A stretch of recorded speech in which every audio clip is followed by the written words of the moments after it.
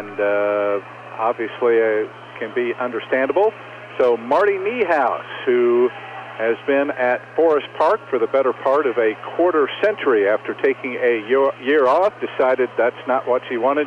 She is at the helm now, and Kevin now directs this Lady Hawk team. 10th in the state, active wins. That's very good. 372 and 188 in her 26 years total. She's won at least 4 sectionals. She's been a very successful coach. And Ferdinand, we certainly hope she can do the same here in French Lick. All right, we'll talk more about the personnel of this year's team. Actually, Coach will do that in our interview, which is coming up next. That is the Springs Valley Girls Basketball Report, as Marty Niehaus will be along to talk with me next. This is Springs Valley Girls Basketball.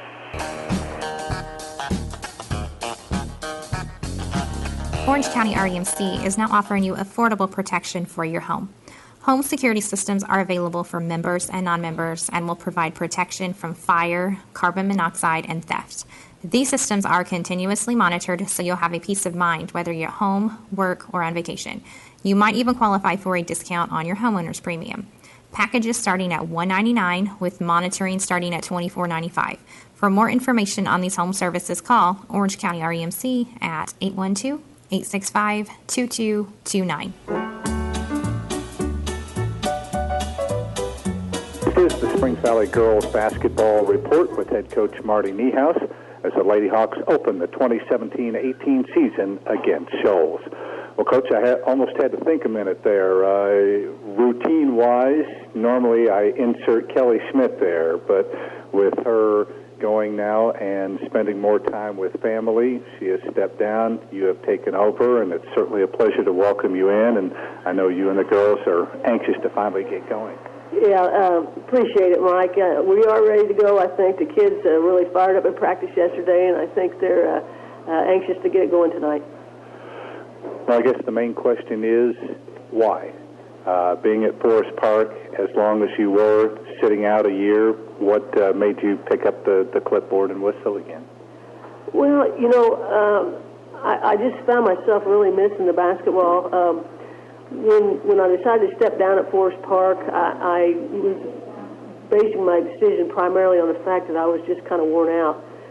It was hard to coach during the week, get up the next morning and teach all day, and turn around and coach again. And I didn't really want to quit coaching, but I knew I wasn't coming with the same amount of enthusiasm and fire that I wanted to. So I decided to step down at that point. But I really missed it, and when the opportunity came here at Springs Valley to where they were going to allow me to teach only part of the day and coach, I thought, well, that's just a great fit for me. And so I decided to make the move. I know you're good friends with Kelly. Did she have any input into how her successor would go?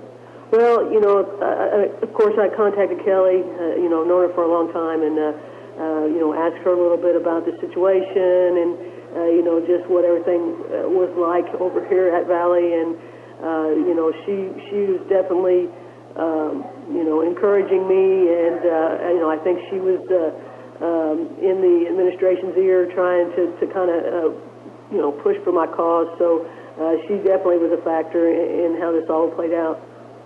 Before we talk about your personnel, in terms of your coaching style, what can fans expect to see when they see that ball tipped off? Well, this team is pretty good at playing up-tempo basketball. I think that the kids who handle the ball at the point do a great job of getting the ball up the floor and finding the open player, and we've really tried to emphasize that early on. So, I think first and foremost, we're going to try to keep the tempo fast. We hope to do a good job defensively. That's always been something that I've been a great advocate of and pushed for. And, we're still kind of finding our way with that. But I think that there's a lot of potential in that regard as well. I guess the biggest thing that we're going to have to keep working on is, trying to have a little more balance in our offense, work the inside game and the outside game. And I think as the season progresses, we're going to just be a little bit more consistent. I think consistency may be a problem here early on, and that's what we're looking to work on. While Kelly did not leave the cupboard bare, at the same time, you may not have as much depth as maybe you could have, with Caitlin Reynolds deciding to concentrate on her 2 other sports, and unfortunately Ellison Burton going down with a re-tear of her ACL. With the personnel that you've got, just talk a little bit about them and how you hope to get them all to mix together into a cohesive unit. Well, you're right. I mean, we knew going into the season that we weren't going to have Caitlin, so that was one thing. But we planned all summer and all preseason that Ellison would be there for us, and that was just so unfortunate what happened there at the volleyball regional. So we kind of had to readjust there in midstream. The biggest problem with that is that we're just really, really lacking depth at the guard position. So we're trying to readjust, and I think the kids that we have, we're going to start Leah Pintari at point and Kyra Harrell at the 2 guard, and then we'll play Stevie McNew, on the other side of the floor at the 3 position. They're good. They're solid. It just would be nice to have a little more depth there. I mean, because after that, we really don't have any guards in the upper grades, and the freshmen just really aren't quite ready to step in there and play varsity at this point in time. So that could be tricky. We've got to play smart. We can't get in foul trouble because we just can't go. We just don't have anywhere to go with that really. Again, I think our inside play is going to be pretty solid.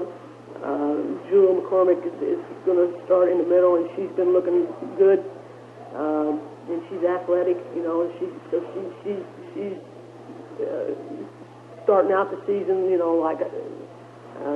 maybe higher level than where she left off last year. And Alana is very solid.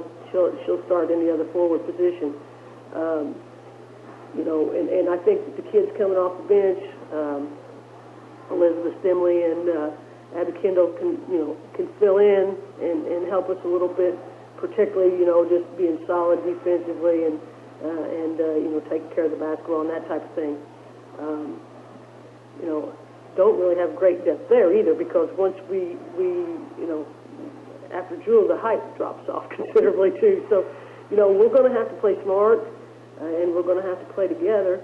But, I think there's a lot of potential with this team, and I think as the season goes on, we kind of work out some kinks. I like the way, I like the building blocks that we have.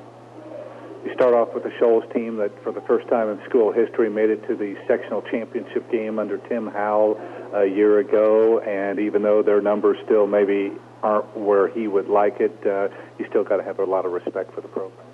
Right. The Shoals program, I haven't been around it for a while. Back when when Forest Park was in the blue chip, we played Shoals, obviously. So I have some knowledge of the program, and they obviously struggle with numbers, and it's when it happens. I think what you see is like they'll have a good solid team for a year or two, and then it recycles to where you're down, and you're back to a bunch of freshmen, and by the time they're juniors and seniors, you can be decent again, but you have your ups and downs. So I know that's a struggle for them, and this year again they don't have a JV team, but the good thing about that for them is that their freshmen are getting, they're going to be getting varsity experience. So by the time they're older, they're going to be, tested, and so. It'd be interesting to see, I'm sure, with those young kids, their first night out may be a little rough for them, maybe not, who knows, but it should be a good test for us to get out there and just play against somebody who doesn't know everything we're doing. And, Coach, as a final thought, speaking of things that you need to be doing, because it's first game for both teams and you don't know a lot about the opponent, it's just a matter of taking care of the things that you can do, and if you go out and execute, hopefully things will take care of themselves. You're exactly right, Mike. I mean, like I said, we have no scout report, So we just got to go out and deal with whatever Shoals throws at us and play our game. And hopefully, if we work hard and play together, things will work out the way we want. All right, looking forward to it.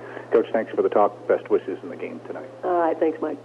And this has been the Springs Valley Girls Basketball Report with head coach Marty Niehaus as the Lady Hawks take on Shoals in their season and home opener. We'll have more of our pregame in a moment. This is Springs Valley Girls Basketball.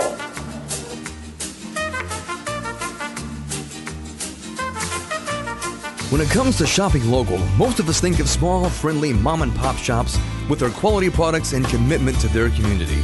You may not think of Smithville as a local company, but it is. An Indiana company built by Hoosiers for Hoosiers.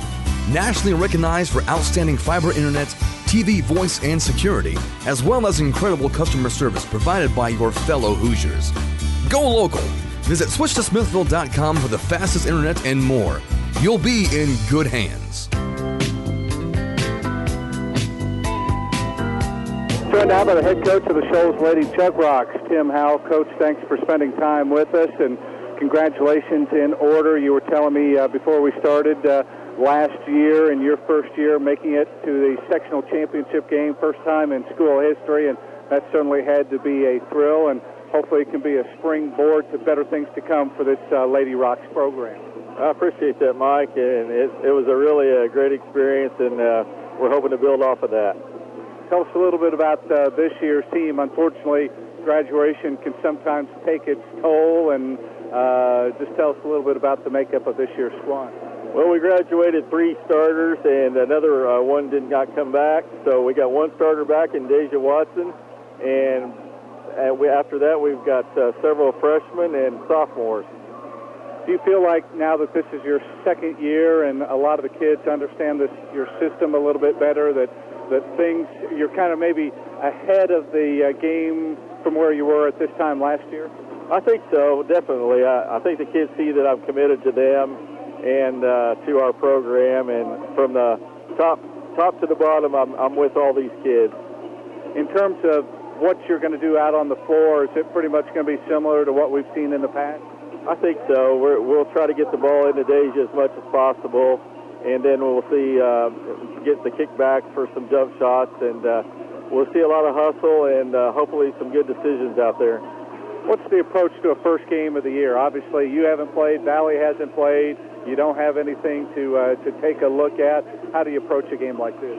Well, it's tough. We just your mind wants to wander at times, but you got to try to stay focused on what you do and try to do what you're doing, been doing in practice, and it just kind of adjust as the game goes along.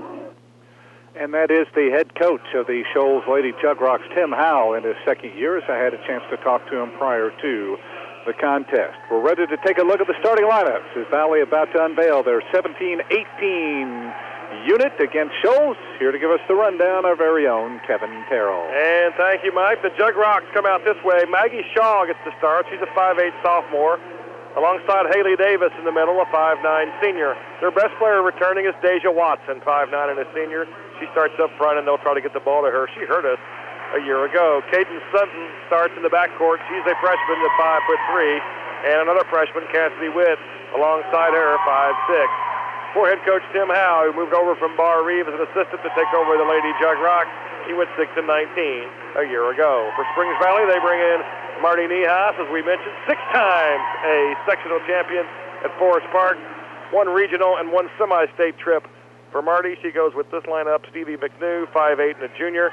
Stevie scored 7.2 points a game last year. Alana Nelson's next to her, 5'9 and a senior, just under 4 a game. Jewel McCormick up front, 5'10 and a sophomore, averaged almost 9 a game last year as her freshman year, and we have big hopes and dreams for her. Leah Pinturi will start in the backcourt, 5'4 and a junior.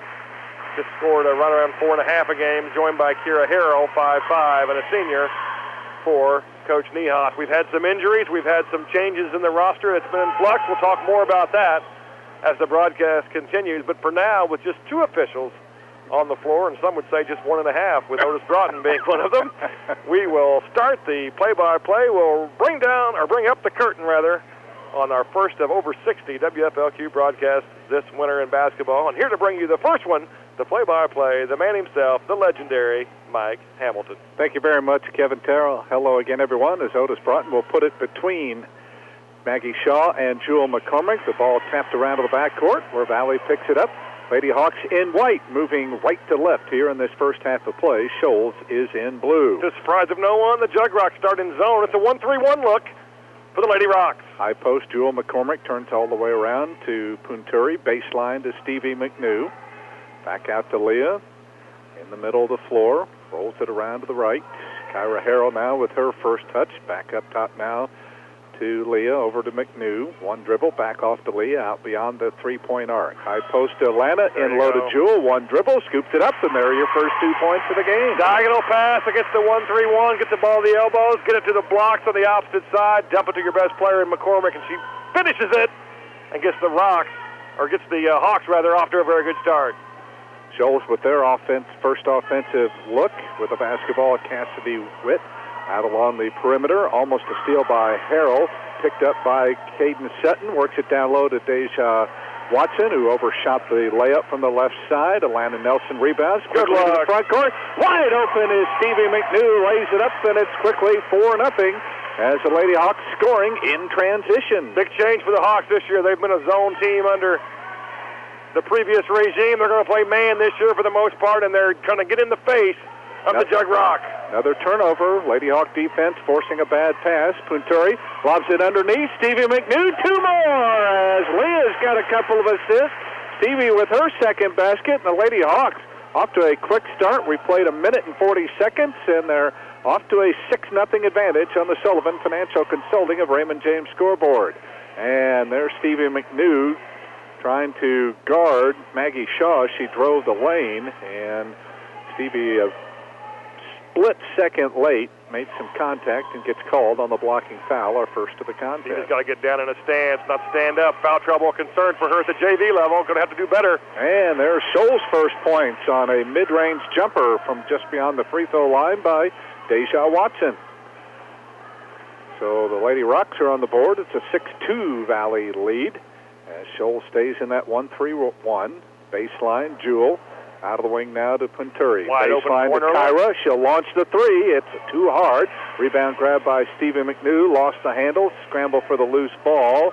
And, I think we're going to get a foul here on Stevie. That'd be 2 early ones. Well, that's happened to her a lot in the JV level, and it's happening to her here in her starting debut. It was a good call. She reached around with the right hand for the loose ball. Good idea.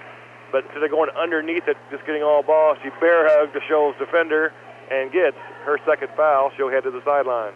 And into the contest checks Elizabeth Stemley, one of the 4 seniors on this team, 5'6", averaged less than a point a game last year. And yet another Shoals turnover as Maggie Shaw just let that ball slip through her hands and out of bounds. Not exactly a forced turnover for Valley, but they'll take it. Just took her eye off the ball and fumbled it. And the Hawks take it over. Second turnover early on here for the Lady Rocks. We've played 2.5 minutes, early 4-point Lady Hawk lead. Leah running the point for this Valley team, has it deep on the wing. Top of the key, Alana Nelson takes a couple of dribbles to the left side, hands off to Kyra. She'll launch another three. This one is well short, and the ball out of bounds. Jewel tried to fight for the rebound, couldn't come up with it. It'll be out of bounds to the Lady Rocks. So obviously we're going to see Kyra shooting a lot of threes this year. Got to fire, especially when they're giving it to you, Hawks. Got to have some outside shooting to beat some of these zones against the better opponents on the schedule. Lobs it in low to Sutton, who couldn't hang on to it. Now we'll have a held ball, but the arrow is pointing Shoals' way. I'm sure Coach Niehaus would prefer that we cut a little bit harder against that zone and move the ball a little bit faster, and we're kind of lethargic against it early. Ball comes into Watson, right wing, hands it back off now to Sutton. So they got 2 freshman guards in there. Now the lob in low to Sutton. Looked like she traveled. No call, and then she loses the handle. Valley reaches in for the tie-up, and this time it will be a turnover. Already 3 now on Shoals as the arrow pointing Valley's way. Chuck Rocco, a little full-court pressure, trying to speed up the tempo and turn the Hawks over. We'll see if it works. Alana Nelson gets it into the front court, works it out of the wing to Stemley. Back up top now to Punturi. They'll call out the play as Shoals pretty much staying in that 1-3-1 zone. They've got Shaw down below, And Sutton on top. There In low, there's a little post-up move. Jewel turns and banks one off from 3 feet in front of the rim. Be patient and get the ball inside to where she can deliver. Turnaround jumper off glass. Valley up 8-2. Second basket for Jewel. 8-2 now, Valley. Sutton hooks it down to the corner to Shaw. 12-footer on the way, on the rim and off. And Alana Nelson pulls down the rebound quickly to Punturi. Leah lobs it ahead to Atlanta, coming in, scoops it up, and got it to go. Good hit ahead again by Punturi with her head up, looking down the floor. Hawks running the floor, beating the slower Rocks down, and that's going to prompt a Shoals full timeout. Lady Hawk transition game working early. 6 of their 10 points. Fast break ones. 3:55 to go, opening quarter on the Sullivan Financial Board. Valley with a quick 10-2 lead on Shoals. We'll continue with more Lady Hawk basketball right after this. The folks at Judy Meehan and Associates Real Estate in French Lick are big on Springs Valley girls basketball, and they're big on serving real estate buyers and sellers in Orange and the surrounding counties. Stop by their office on College Street in French Lick and see what's available, or call Judy Meehan and Associates at 936-7300.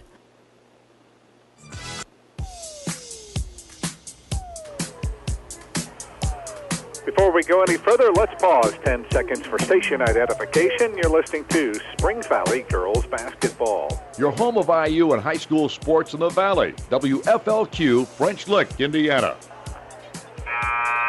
Mike Hamilton along with Kevin Terrell back at Springs Valley High School. No junior varsity tonight, so hence the early start here this evening. And speaking of a good early start, so be it for this Lady Hawk squad. That's why you're a professional radio person, using the well-done use of the segue. And it was done well there as the Hawks are off to a hot offensive start. They're beating Shoals down the floor, getting good shots. And in the half court, they've been able to pound it to McCormick inside twice. They post up Watson, turns on McCormick. Little fall away is short. Good defense by Jewel. Rebound to Leah. Quickly into the front court. Ahead of the pack is Jewel. Lays it up 2 more. Boy, Leah is seeing the court so well right now as she dishes off her 4th assist already. And Valley, 4 of their 6 baskets have been layups. And another steal.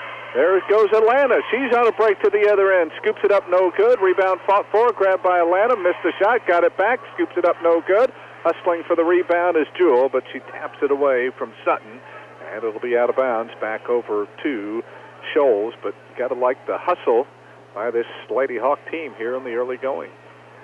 You certainly do. They're showing their athleticism. It's going to be a key for them. They don't have a tremendous amount of depth, but I think they can play 7 or 8, and they definitely want to push the tempo and get easy baskets when you can.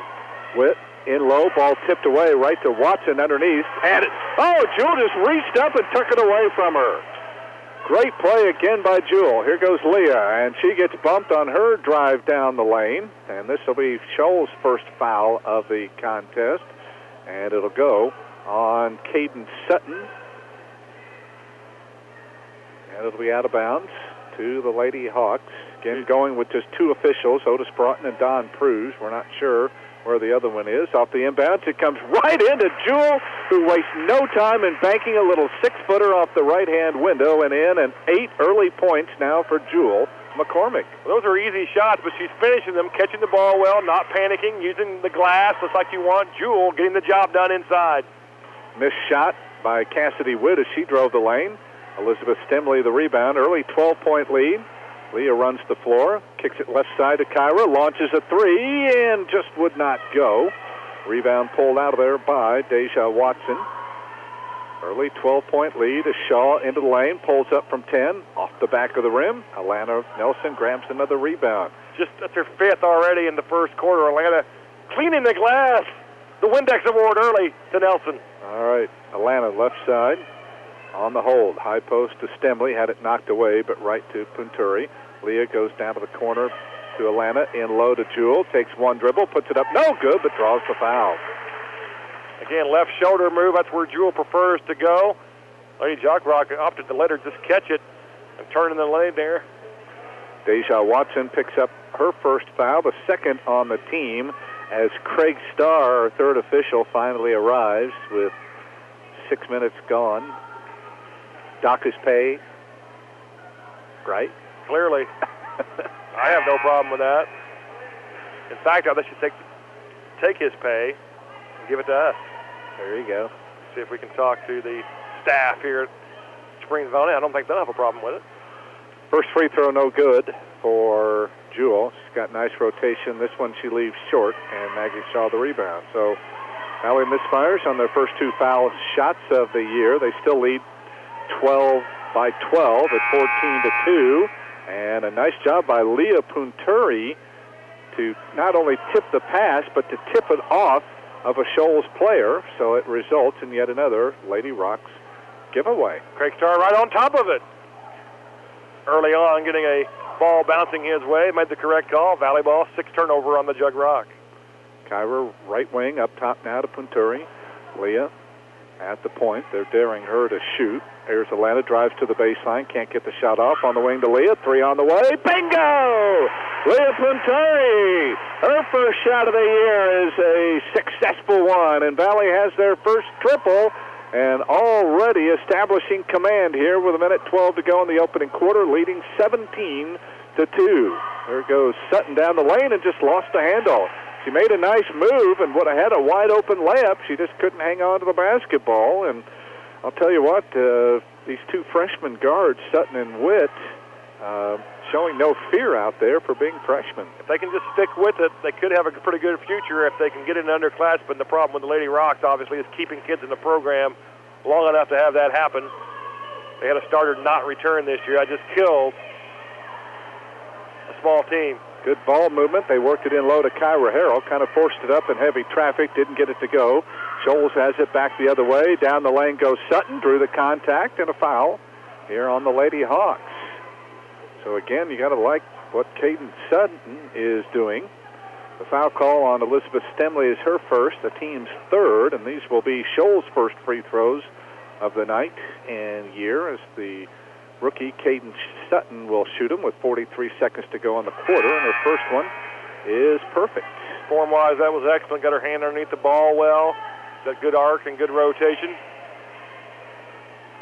That ends an 11-0 run for the Lady Hawks. They ran a 6-2 lead up to 17-2 before that free throw. Abby Kendall trying to check in, trying to learn the method of doing that. Just ran out on the floor like practice. Hey, you got to check in. Didn't quite go over there. Finally got her.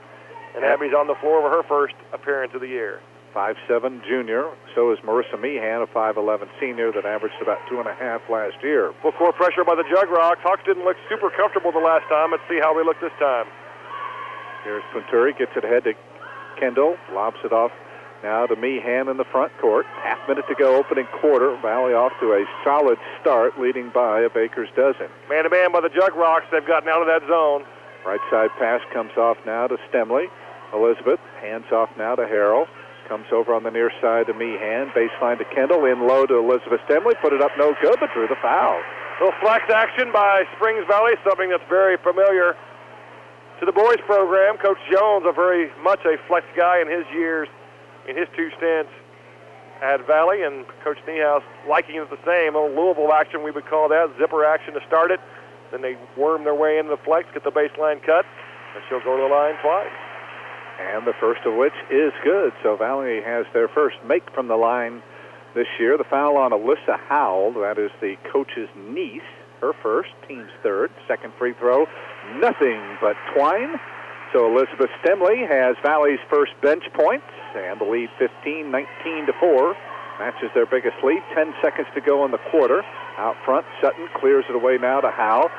Takes Punturi to the baseline. Back out of the wing now to Sutton. In low to Shaw with one. Scoops up the shot and would not drop as it bounces out with the horn sounding the end of the first quarter. Great start for the Lady Hawks after one on the Sullivan Financial Consulting of Raymond James scoreboard. They lead Shoals 19-4. We're back with the second quarter in a moment. This is Springs Valley girls basketball. Go Springs Valley basketball and go to Babcock Motors, Orange County's only new car dealer. See the new Chevy Equinox and the big inventory of used pickups at Babcock Motors, your Chevrolet dealer in Orange County. That's Babcock Motors in Orleans. Hello, my name is Ross Key. I speak farming and represent Springs Valley Bank and Trust, a true community bank committed to agriculture. As an ag specialist, I am committed to working with our customers and supporting the economic strength of our agricultural community. I look forward to building new and lasting relationships with farmers, businesses, and the people in the communities in which we live and work. Loyal to you, your family, and your future. Springs Valley Bank and Trust. Member FDIC, Equal Housing Lender. Focused on you, Springs Valley Bank and Trust. Go Blackhawks and go to Springs Valley Supply on Highway 145 in French Lick. Stop by for top quality Valspar paints for interior and exterior protection. And see the line of Cabot stains for steps and decks at Springs Valley Supply, your steel dealer in French Lick.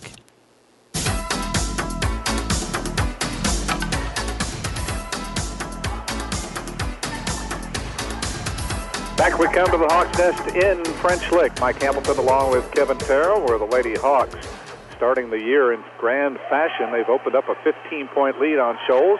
Lady Rocks with the ball to start the second quarter as Sutton misfires on a jumper. Rebound taken out of there by Meehan. Down low, Abby Kendall. Underneath, Elizabeth Stemley, who missed the layup. And the rebound pulled out of there by Shoals. Sutton gets it ahead now. It comes to Wood, who takes it in. Missed it. Another rebound for Marissa Meehan. Valley again running. Leah runs the floor, takes it left side, now circles it back out, and will set up the offense. Mike, I will grant you it's not exactly stellar defense by the Jug Rocks. However, Valley played that entire quarter without a turnover, but they just got their first one now. Yep, Abby Kendall, a bad pass, and then a traveling violation called on Emma Hurt, another freshman on this team.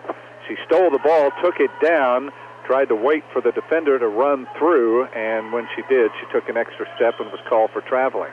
More full court pressure. Stemley breaks it, throws it ahead now to Kendall. Abby to a cutting Stemley, who scoops it up. Good! Counted and a foul! What a play there! The old give and go as Stemley able to break the pressure, getting it left side to Abby Kendall, who made the return pass to Elizabeth, the hoop and harm. And a chance at a three-point play as Caden Sutton has picked up her second personal foul. Shoals only has 7 available players tonight, so they absolutely cannot afford to get anybody into foul trouble. So 4 early points now for Elizabeth Stemley, and the free throw comes up short. The rebound pulled out of there by Howell. 21-4. Now Valley. Ball being tapped around on the left side, and we're going to get a Valley foul here, as Maggie Shaw tried to split the defense, and I think Elizabeth Stemley is going to pick up her second personal foul. So 4 fouls on Valley, 2 on Stevie McNew, picked her 2 up early. She's still on the bench. Now Elizabeth Stemley has 2. And a minute into the second quarter, Shoals with the ball. Here's a drive by Howell along the baseline. Out of the wing now to Sutton. Jump shot is good. Caden Sutton, her first basket of the contest. First points for Shoals, 21-6. As Valley in trouble in the backcourt, and they're going to bail the Lady Hawks out as Leah Punturi tried to split 2 Shoals defenders, and they're going to call the foul on Caden Sutton, and arguably Shoals' best player right now has just picked up her 3rd foul. Yeah, that's bad news. So if you're a Jug Rock fan, she'll have to set likely for the entire rest of the half with 3 fouls. Shoals already in deep trouble. Could not afford that. Right. Valley up 21-6. They've got the ball. They don't pick up Leah Punturi, so she pops the 15-footer no good. Ball being tapped around, and it goes out of bounds, and it'll stay with Valley. Lady Hawks play with Alana Nelson, Jewel McCormick, Abby Kendall, Kyra Harrell, and Leah Punturi. Kyra will trigger it in from the baseline. Lobs it in low to Jewel. Turns, scoops it up. Got 2 more. What a play. Jewel, I think when she went up, she had no idea where the rim was that time and still managed to kiss it softly off the window. And then 10 points now for Jewel. In low, Watson blocked away by Jewel. Picked up by Abby Kendall, and then she is called for traveling as she got bumped by a Shoals player. And the officials didn't feel like there was enough contact to warrant the foul. So Valley with their second turnover. Kyra Harrell is out. Stevie McNew back in as they lob it in low. Ball tap free, and it's loose. Picked up by Hurt in the backcourt for Shoals. Off now to Witt, to Watson. Lobs it baseline to Howe. Blocked away by Stevie McNew. Picked up by Watson. Couldn't get it to go. Scramble for the loose ball. And Alana Nelson tried to yank it out of there. And ends up getting tied up, but it won't matter because the arrow is pointing Valley's way. Hawks tried to go a little zone there, 1-3-1, which they played a lot in years past. Almost got burned, but McNew retrieved it.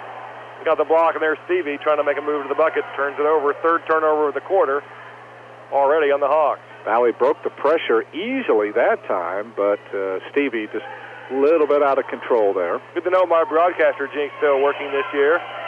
Mentioned that we had no turnovers in the first quarter, and we've turned it over 3 times in the first 2.5 minutes of this one. To the baseline goes Witt. Out of the wing now to Howe. Tries to go down low. Ball knocked away. Loose. Picked up by Alana Nelson. So again, Lady Hawk defense denying the interior play.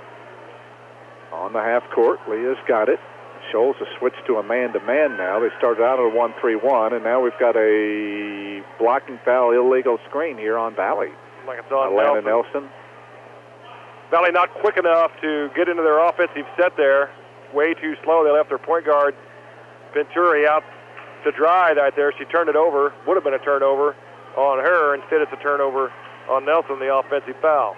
23-6. Shoals with the ball. Little pick and roll action here. Witt to the baseline. Scooped up the shot. No good. Stevie the rebound. Lady Hawks on the run. Stevie into the front court. Little crossover move. Picks up the dribble. Looks. Hands it off now to Venturi. Leah down the lane. Scoops it up with the right hand. Missed it. Tries to save it. Does. Inside to Jewel McCormick. And she got clobbered. A late whistle. In fact, the official nearly at center court had to call the foul as Jewel was underneath the basket trying to go up. And Tim Howell, I don't think, happy with the call. The foul will go on Deja Watson, her second, as Jewel at the free throw line missed 2 in the opening quarter, but is successful on this one. Already 11 points now for Jewel. We saw her blossom toward the end of the year last year. We had a huge game for her against Borden that you and I had on the air, and she's having a big night tonight to start this year. And good hustle by Alana Nelson to come up with the offensive rebound off the miss. So now Leah is out. Kyra Harrell running the point. Right wing pass off now to McNew. Stevie looks, clears it away now to Jewel out beyond the arc, clears it away to Nelson. In low to Stevie, underneath, scoops it up and got the bucket. Again, a little flex action there. They run the zipper cut, the Louisville action. From where I come from, you back screen, you pop up, and you get involved in your flex. They run it well. Good back screen, good pass to McNew, who finished it.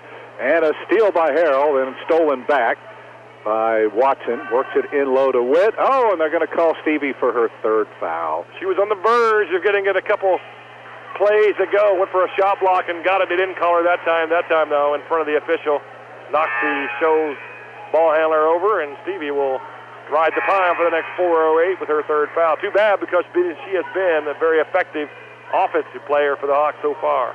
And we'll see the debut of a very talented freshman, raw but still talented, Yesenia Gilmore, a 5'6" rookie coming in there. Also Leah Punturi returning as well. As the ball lobbed in, top of the key off to Watson. Thought about the 3. Witt did too, and now she's called for traveling. She faked the 3 and tried to put it on the floor and gets called for the traveling violation. So the Hope Craig Starr's giveaways not getting paid by the whistle, because he's making every call out there. Otis Broughton going up and down the floor like a member of the Walking Dead, but good call by... Craig's got 6 minutes to make up anyway. Here's Harrell, clears it away, top of the key to McCormick. Left side of the arc now to Nelson. Jewel forgot the screen down, so the flex died. Cross courts it to Jewel, baseline to Punturi. Leah drives it to the wing, stops, lobs it in low to Jewel. Backs her way in on Watson, scoops it up off the glass and in. Boy, I'll tell you what. Yeah, I was going to say, those are tough angles, and she is just getting that soft kiss off the glass, and now we're going to get an illegal screen called on Haley Davis, who is back up there. She sets an illegal screen.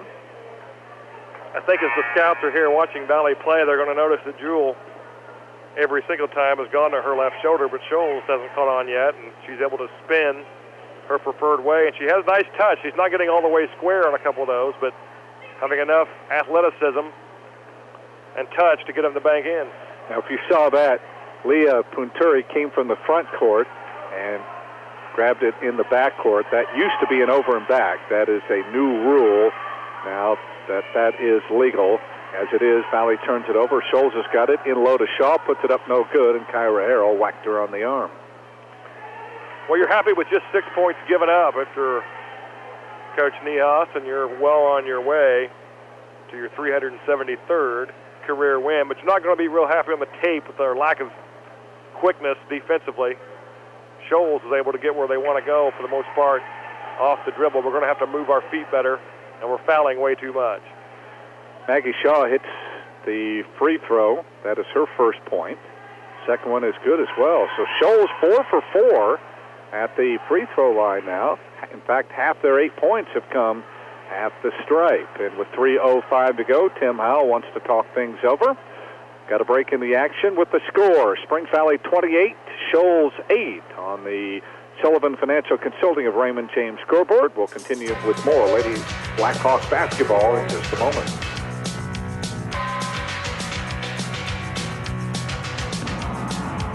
Caring people make the difference at Springs Valley Meadows in French Lick. You can feel it the minute you walk into Springs Valley Meadows. We're the experts in long-term care, not just doing a job, but following a calling.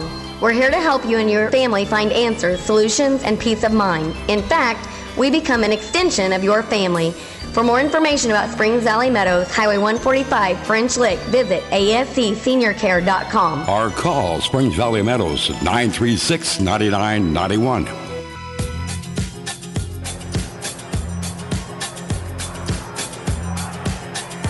Back we come to the Hawks Nest in French Lick, the lid lifter for the Lady Hawks. By the way, they will be home as well on Thursday night as they take on Marty Niehaus's old squad, the Forest Park Lady Rangers. It's going to be a night of reminiscing for her as she plays her old school, and you'll have, I think, Coach Smith on the air with you doing that one, so she'll reminisce about old times as well. Should be a lot of fun when the Rangers come to town. And Valley's going to end up getting a turnover here, a little too careless against the full court pressure as they turn it over for the 5th time all here in this second quarter. Ksenia Gilmore just played hot potato with the ball, trying to tap it ahead, and nobody there. Here is Watson, down on the block, kicks it out of the wing now to Sutton, jumps it off to Howell. They're trying to post up Haley Davis. Instead, they go out to Witt. Can't get the shot off, turns, gives off the right side to Howell, and she'll circle it back out in front, and we'll restart the offense. Sends it right side to Witt, in low, intended for Shaw, stolen away by Nelson. Alana on the break to the other end, drives in, scoops it up, and got it to roll over the rim and in. Shaw's getting the full Nelson treatment tonight for the Jug Rock. It's been tough. Atlanta's all over the floor, several steals. She's already got 8 rebounds. Doing it all, and she did it again. She steals it. She's on a break to the other end, scoops it up, 2 more. The steal and the layup on the other end. 6 now for Atlanta, and the Lady Hawks continue to pull away. It's now 32-8 on the Sullivan board, under 2 minutes to go. Shaw down the lane. Ooh, they're going to get Jewell on the foul. Looked like she maintained her principle of verticality, or maybe they called it on, nope, it will be on Jewell. That is just her first of the contest, but more free throws upcoming. That's what's kind of keeping Shoals around right now, as they are 5 for 5 now at the line with that free throw make. They have 2 baskets and 5 free throws to account for their 9 points. So another the new one face for the fouls would be even worse than it is now. Another new night for Valley. Shakira Harford in the ball game, getting her debut. That one is no good. Rebound to Valley. Quickly into the front court. Gilmore had it bounce off of her. Picked up by Nelson. Clears it away down to Punturi. Out at the volleyball spiking line. Right wing pass comes off to Kyra. Shakira, another freshman, 5'10", in low to Kyra, scoops it up off the glass and in. I'm going to guess the Lady Rocks didn't spend any time working on defending the flex, because we're just killing them with one baseline cut, executing it well and delivering the ball on time and on target where we can make the easy layup before their defense recovers. Kyra with her first basket, 34-9. Witt along the baseline, hawked out there by Punturi.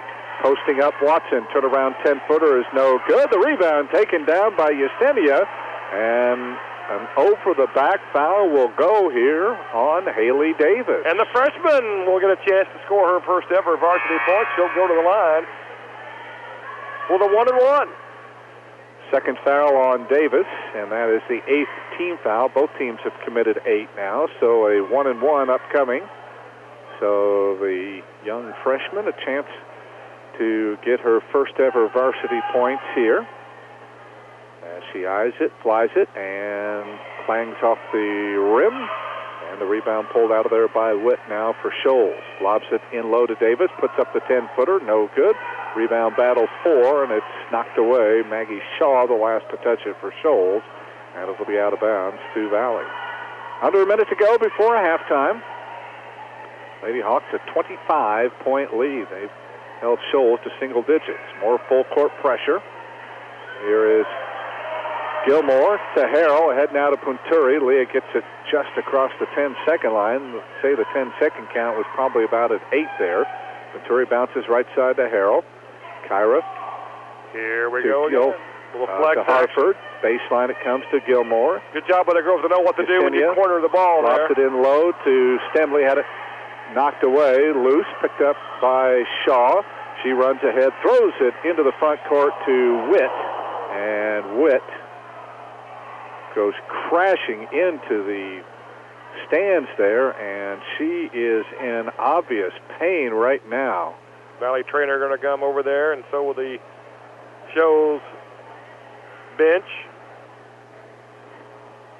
Just her face grimaced in pain right now. The pass led her just a little bit. She tried to save it, and her momentum carried her over. There's probably about, I want to say, maybe 8 feet between the end line and the start of that first row of bleachers. I actually think it might be an asthma event. They've got the inhaler down there for her.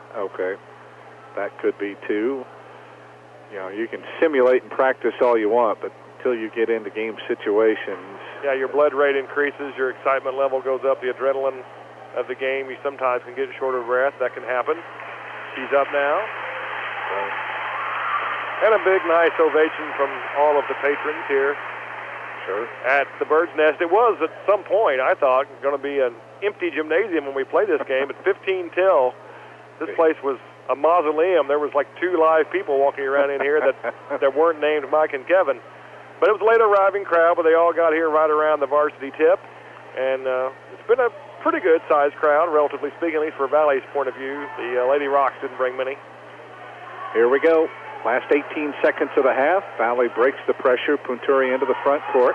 Little crossover move. Pulls up on the wing. Looks for somewhere to go. Clears it away now to Stemley. 8 seconds to go. Back off Natalia with 6, with 5. Drives it down the lane. Lobs it underneath the Yesenia. Puts it up. Couldn't get it to go. And that'll do it for the first half of play. So the freshman, a chance at the free throw line a few moments ago, could not get that to go, and then had a wide open look at a layup to try to get her first career varsity points, and it hung on the front of the rim before dropping out. Nevertheless, the Lady Hawks will enjoy a big lead as the teams head off to the locker rooms at halftime. We played 2 quarters in the home and season opener for the Lady Blackhawks. Good things brewing here on the Sullivan Financial Consulting of Raymond James scoreboard. It is Springs Valley 34, Shoals 9. We'll start our halftime activities when we come back. You're listening to Springs Valley Girls Basketball. The folks at Judy Meehan and Associates Real Estate in French Lick are big on Springs Valley girls basketball, and they're big on serving real estate buyers and sellers in Orange and the surrounding counties. Stop by their office on College Street in French Lick and see what's available, or call Judy Meehan and Associates at 936-7300. Orange County REMC is now offering you affordable protection for your home. Home security systems are available for members and non-members and will provide protection from fire, carbon monoxide, and theft. These systems are continuously monitored, so you'll have a peace of mind whether you're at home, work, or on vacation. You might even qualify for a discount on your homeowner's premium. Packages starting at $199 with monitoring starting at $24.95. For more information on these home services, call Orange County REMC at 812-865-2229. Go Springs Valley basketball and go to Babcock Motors, Orange County's only new car dealer. See the new Chevy Equinox and the big inventory of used pickups at Babcock Motors, your Chevrolet dealer in Orange County. That's Babcock Motors in Orleans.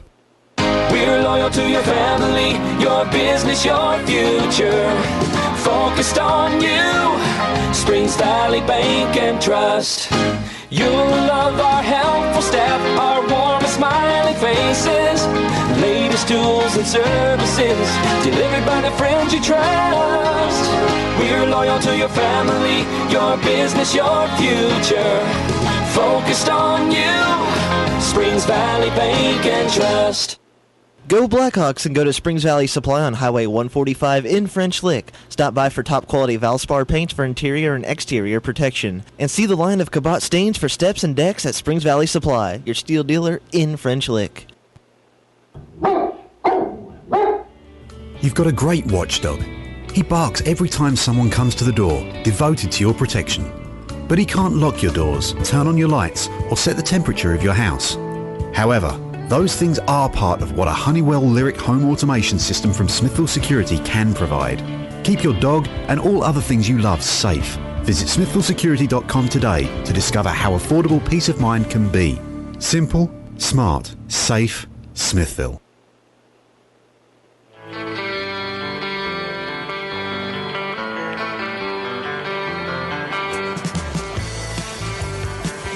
Back at Springs Valley High School in French Lick on this Tuesday night, the Lady Hawks debuting, and so far so good as they have opened up a 25-point halftime lead on Shoals at 34-9 as Lady Hawks got out of the gate strong, opening up a 17-2 lead, led 19-4 at the end of the first quarter.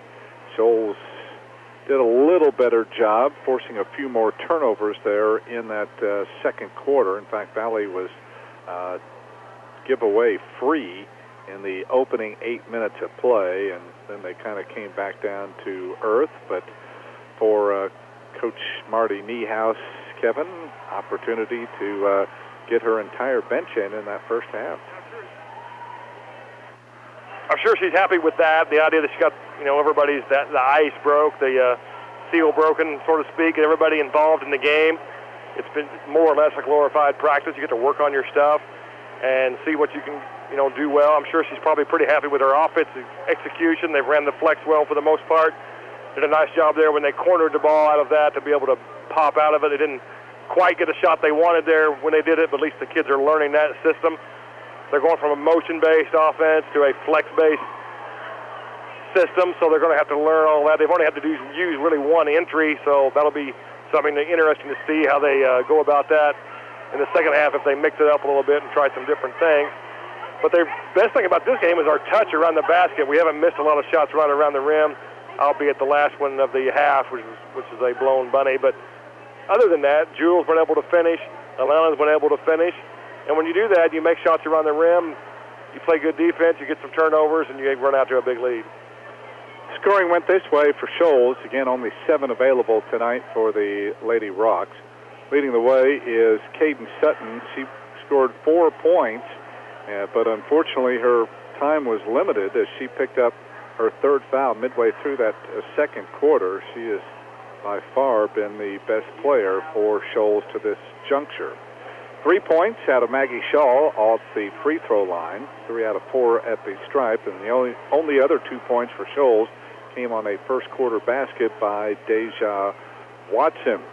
Haley Davis started at center, did not score. Cassidy Witt starting, did not score, nor did Emma Hurt and Alyssa Howe coming off the bench. So 3 fouls on Sutton. Deja Watson and Haley Davis had 2 each. For Springs Valley, Marty Niehaus uses all 10 of her varsity players, with 6 of them scoring, 1 already in double figures, and that is Jewel McCormick. 6 field goals and 1 out of 4 at the free throw line, a baker's dozen for Jewel to this juncture. 6 each from the starting forwards, Stevie McNew and Alana Nelson. Stevie getting those despite being in foul trouble. 4 points off the bench from Elizabeth Stemley on a basket, 2 out of 3 at the free throw line. Leah Punturi hit Valley's only bonus bomb in that first half of play, and Kyra Harrell had a layup for two. Abby Kendall, Yesenia Gilmore, Marissa Meehan, and Shakira Harford all came off the bench but did not tally for the Lady Hawks. So again, Jewel McCormick's 13 leading the way for Valley. Stevie McNew and Alana Nelson with 6. As we said, Stevie with 3 fouls. Elizabeth Stemley has 2. Nobody else for Valley had more than 1. Valley led 19-4 after 1. They outscore Shoals 15-5 in quarter number 2, and they have a commanding 25-point advantage here at the break at 34-9. We'll take a quick break. When we return, Kevin Terrell looks at our first half statistics. Stay tuned. This is Springs Valley girls basketball.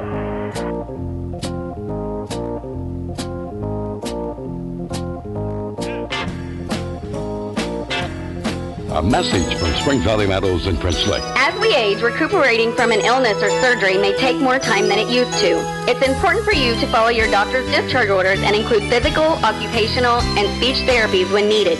Skimping on post-hospitalization therapy can cause potential falls and infections. So do it for yourself and do it for the ones you love. The road to recovery begins at Springs Valley Meadows and French Lick, where caring people make the difference. Call us at 936-9991.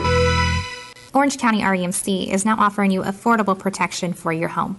Home security systems are available for members and non-members and will provide protection from fire, carbon monoxide, and theft. These systems are continuously monitored, so you'll have a peace of mind whether you're at home, work, or on vacation. You might even qualify for a discount on your homeowner's premium. Packages starting at $199 with monitoring starting at $24.95. For more information on these home services, call Orange County REMC at 812-865-2229.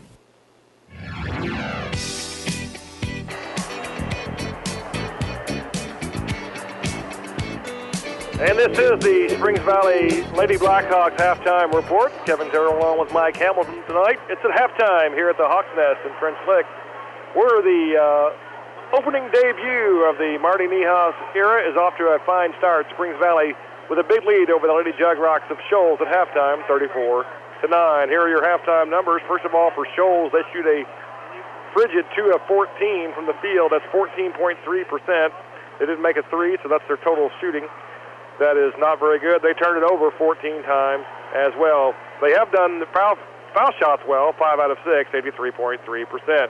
For Springs Valley, they're blistering hot, 14 for 21 from two-point range, 67%. 1 out of 5 from downtown, that's 20%. So overall, 15 of 26 for 57.7%. Not very good in the line, 3 of 8. We'll want to clean that up here at the half. 18 rebounds to 10 of Shoals, so we're plus 8 on the glass. We turned it over just 5 times. Add all that up, Springs Valley with a 34-9 lead at the half. We'll be back with the second half action in just a minute. You're listening to Springs Valley Lady Blackhawk basketball.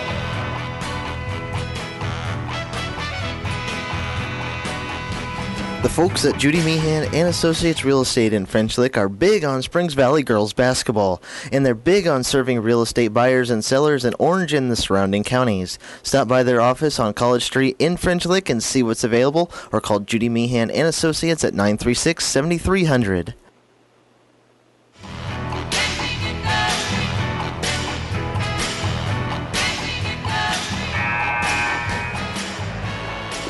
Ready to begin the third quarter here at Springs Valley High School. Lady Hawks with a 25-point lead. They're in their home white uniforms with the gold numbers, black and gold trim. Shoals in their traveling blue uniforms with white numbers and white trim.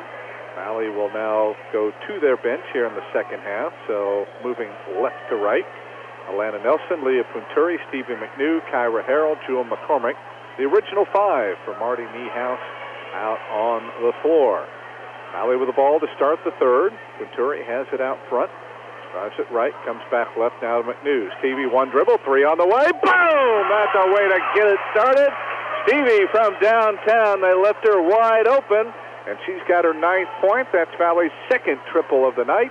That should have been a 2. She was well inside the line, and yeah, they did finally put it as a 2 on the board. Otis Broughton did call it a 3, but they overruled him correctly. Nice post-up move. Maggie Shaw down low on the right side. getting her first basket and 5th point. So it's 36-11. And then back on the other side, Kyra Harrell with a short jumper from the right side, getting it to go. So again, the Lady Hawks wasting no time getting the ball down court in a hurry. So officially Stevie with 8. Kyra now with 4. And put 2 more up for Stevie as again Valley in transition, just burying Shoals right now. They got the turnover on one end, and then Leah, who I would say is probably around 7 or 8 assists already now. Kevin doing a great job of reading the floor. Yeah, our hit-aheads are working well, and our bigs are running it. There's an air ball by Deja Watson. She had nowhere to pass it to, and finally decided, well, there's nobody around, I'll just shoot it. Impressive by Springs Valley tonight, catching the ball, these long passes, and finishing around the rim. Oh, what a block on Steve New's shot by Deja Watson. Here comes Shoals the other way. Driving in is Sutton, missed the shot. Rebound grab by Punturi. And then Caden Sutton in frustration fouled Leah. She tried to take it back the other way, so we play barely a minute and a half, and Shoals' top guard has just picked up her 4th personal foul. And I'd say at this point in time, Kevin, you're down 40-11. You really don't have much choice but to maybe leave her in. Just leave her in and got to get these next 14 minutes over with and head to Bomax. They'll play Bloomfield on Thursday. That'll be their home opener. Missed shot from the baseline by Kyra Harrell. 2 minutes into the third quarter, Valley by 29. They're off to a 6-2 start to start the quarter. Here's a nice drive to the goal and a block by Jewel McCormick. That's her 3rd rejection of the contest. Here's Leah, lobs it quickly into the front court, and nobody was expecting the pass. Again, you like the idea of what Leah is doing, trying to throw over the defense, but this time nobody was in a position to make the catch, and Valley turns it over. Trying to hit the rim runner, Nelson, who just didn't quite get her head around to it, couldn't catch the ball. 6 turnover on Valley. So Caden Sutton does go out. Alyssa Howell back in for Shoals. Here's Witt. Ball tapped away, loose, but it's picked up by Howell, who drives in and scores. And now a timeout called here by Tim Howell. So that was a fortuitous bounce there. It looked like Valley was going to come up with the steal, and it ended up going to Alyssa Howell, who drove in and scores her first basket. That's the first bench points for the Lady Rocks. They only have 2 coming off the bench anyway. But it makes it 40-13 with this 30-second timeout called by Tim Howell. That is his 3rd. He's got 1 full and 1 30-second timeout remaining. I'm sure he probably won't go to Bomax after the game, but if I coach Shoals, that's what I would do after every game. What a great, one of the great establishments of all of our area. Well, what? You're only 20 or 25 minutes from home here anyway, so. That's true. But still, why pass up a chance to go to Bomax? Play back in.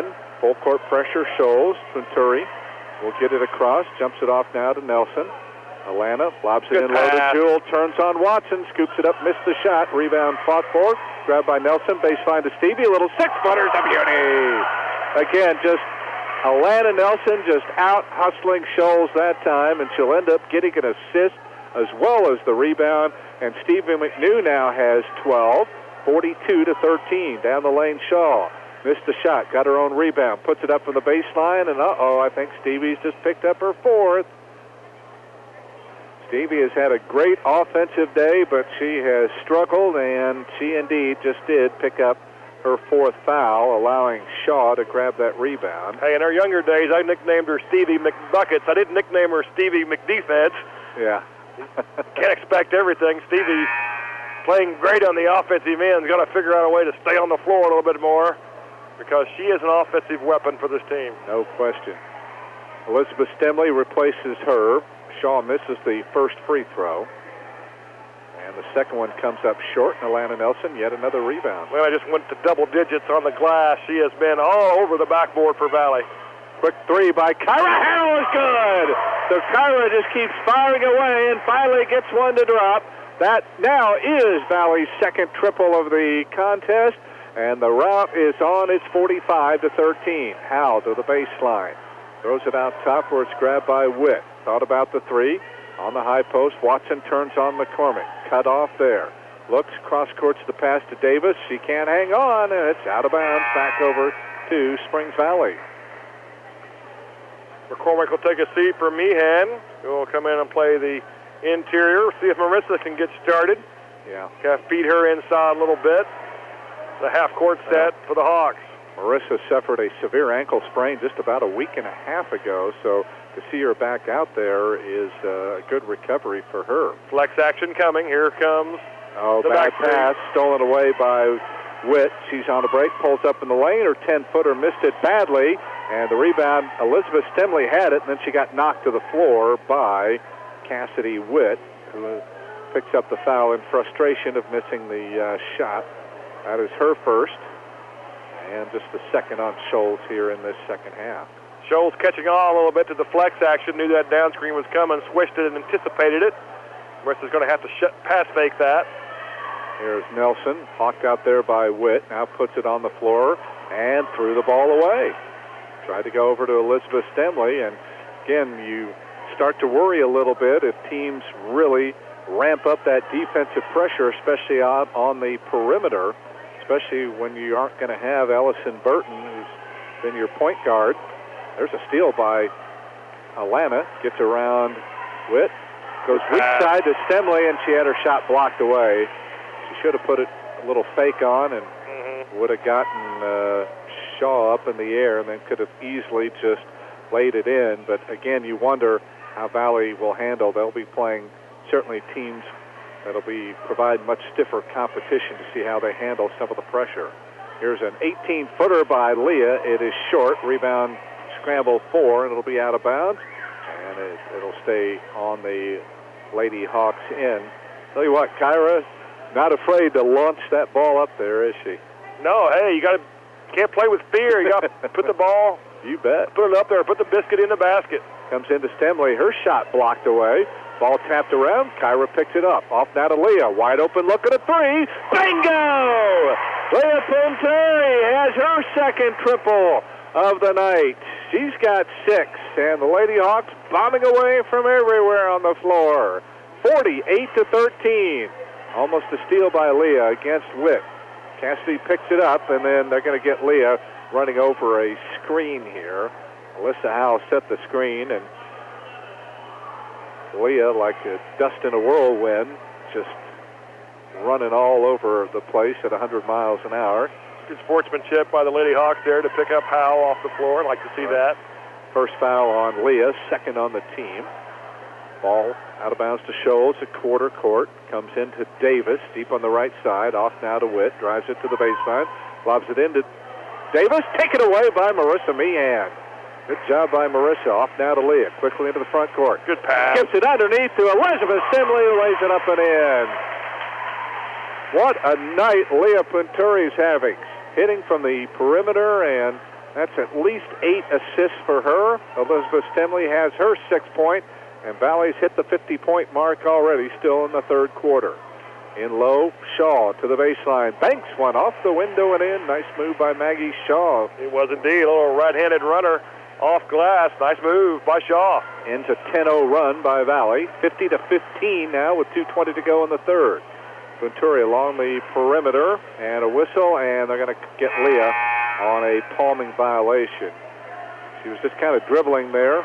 But there you see when they have some difficulty running into their flex, getting them started. They have to get that first pass made, and there's some indecision there what to do when it's not open. They're going to get much smoother with that as the year continues, because teams are going to try to do that to them. Take away their first option, make them go to option 2, 3, 4 to start it. Emma Hurt back in there now. And she just double dribbled with the basketball. Yep. She never could get control of it. And, I think she took a hard fall. She may have almost landed face first. I'm not sure. She lost possession of the ball and then kind of dove after it and hit the floor hard there. And she is still laying down there. Yeah, that may have been a potential concussion. Scary moment. Remember, Cassidy Witt went hard into the bleachers chasing a ball, and that time Emma Hurt took a nasty fall. There's 2:04 to go here in the third quarter on the Sullivan Financial Consulting of Raymond James scoreboard. It's been all Valley tonight. They scored the first 6 points of the game, jumped out 17-2, and have never been headed since that time. Looks like she's holding her mouth, I think, and she's also holding her forehead. So she's going to head off here for some treatment. We hope that young lady is okay. We hate to see here, sometimes those lead to concussion, and we know that with concussion protocol now, that probably means at least a week or so before you pass all the tests to get back to be eligible again. And female athletes more susceptible to concussions than their male counterparts. Right. So her mother and the training staff headed to the girls' restroom here in Valley to check her out. I didn't see any blood, so hopefully that's a good sign. Alana Nelson has it left wing. Hawked out there by Witt. High post to Meehan. Marissa lost it, got it back. Good luck. Oh, backdoor pass to Elizabeth Stemley for the layup. Beautifully done again.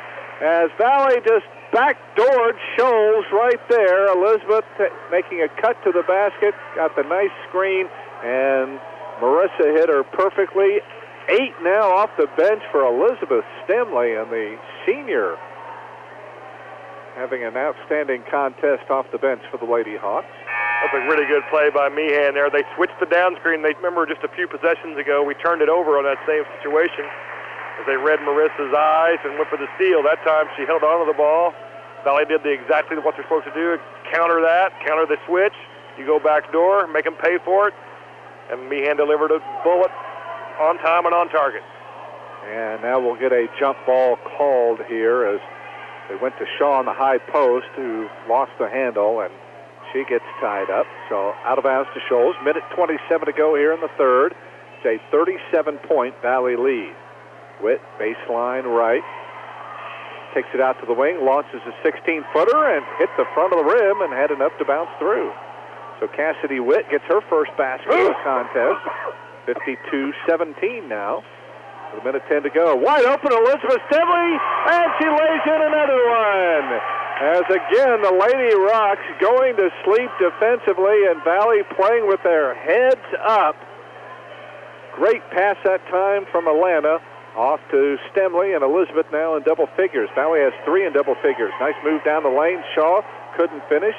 Howell, the offensive rebound. Off now to Sutton, who throws up the 10-footer. Missed it. Rebound pulled out of there by Marissa Meehan. Clears it away now to Kyra Harrell. Harrell quickly into the front court. Drives it to the right wing. Pulls up for a 10-footer off the back of the rim. And the rebound taken down there by a new face for the Lady Hawks. Abby Lewis, a 5'6" freshman, has checked into the ball game as Marty Niehaus, with no JV, electing to dress all 15 of her players. There's a steal by Atlanta. That's her third. She'll take it to the other end, scoop it up for 2 more. Atlanta's got 8. Again, great anticipation. 56-17. Final 10 seconds of the third quarter. Davis in low, ball tipped away, loose, picked up by Elizabeth Stemley, and she gets tied up.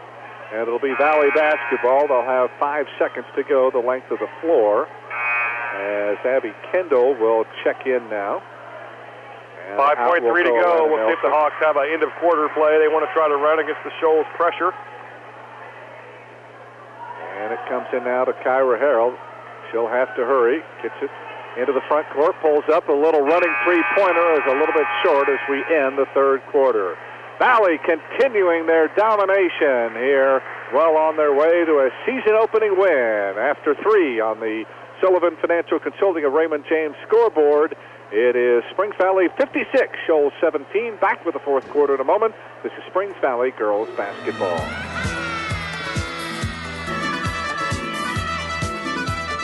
Go Springs Valley basketball and go to Babcock Motors, Orange County's only new car dealer. See the new Chevy Equinox and the big inventory of used pickups at Babcock Motors, your Chevrolet dealer in Orange County. That's Babcock Motors in Orleans.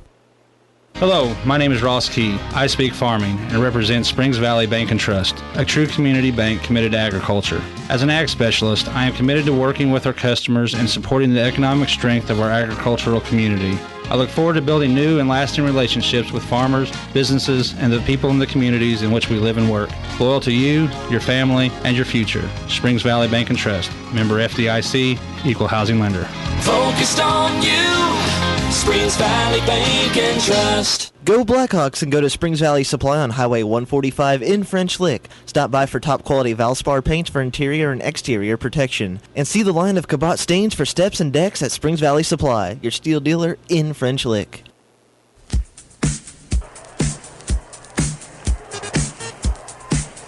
With Kevin Carroll, Mike Hamilton of the Hawks Nest in French Lick, the season and home opener for the Lady Blackhawks.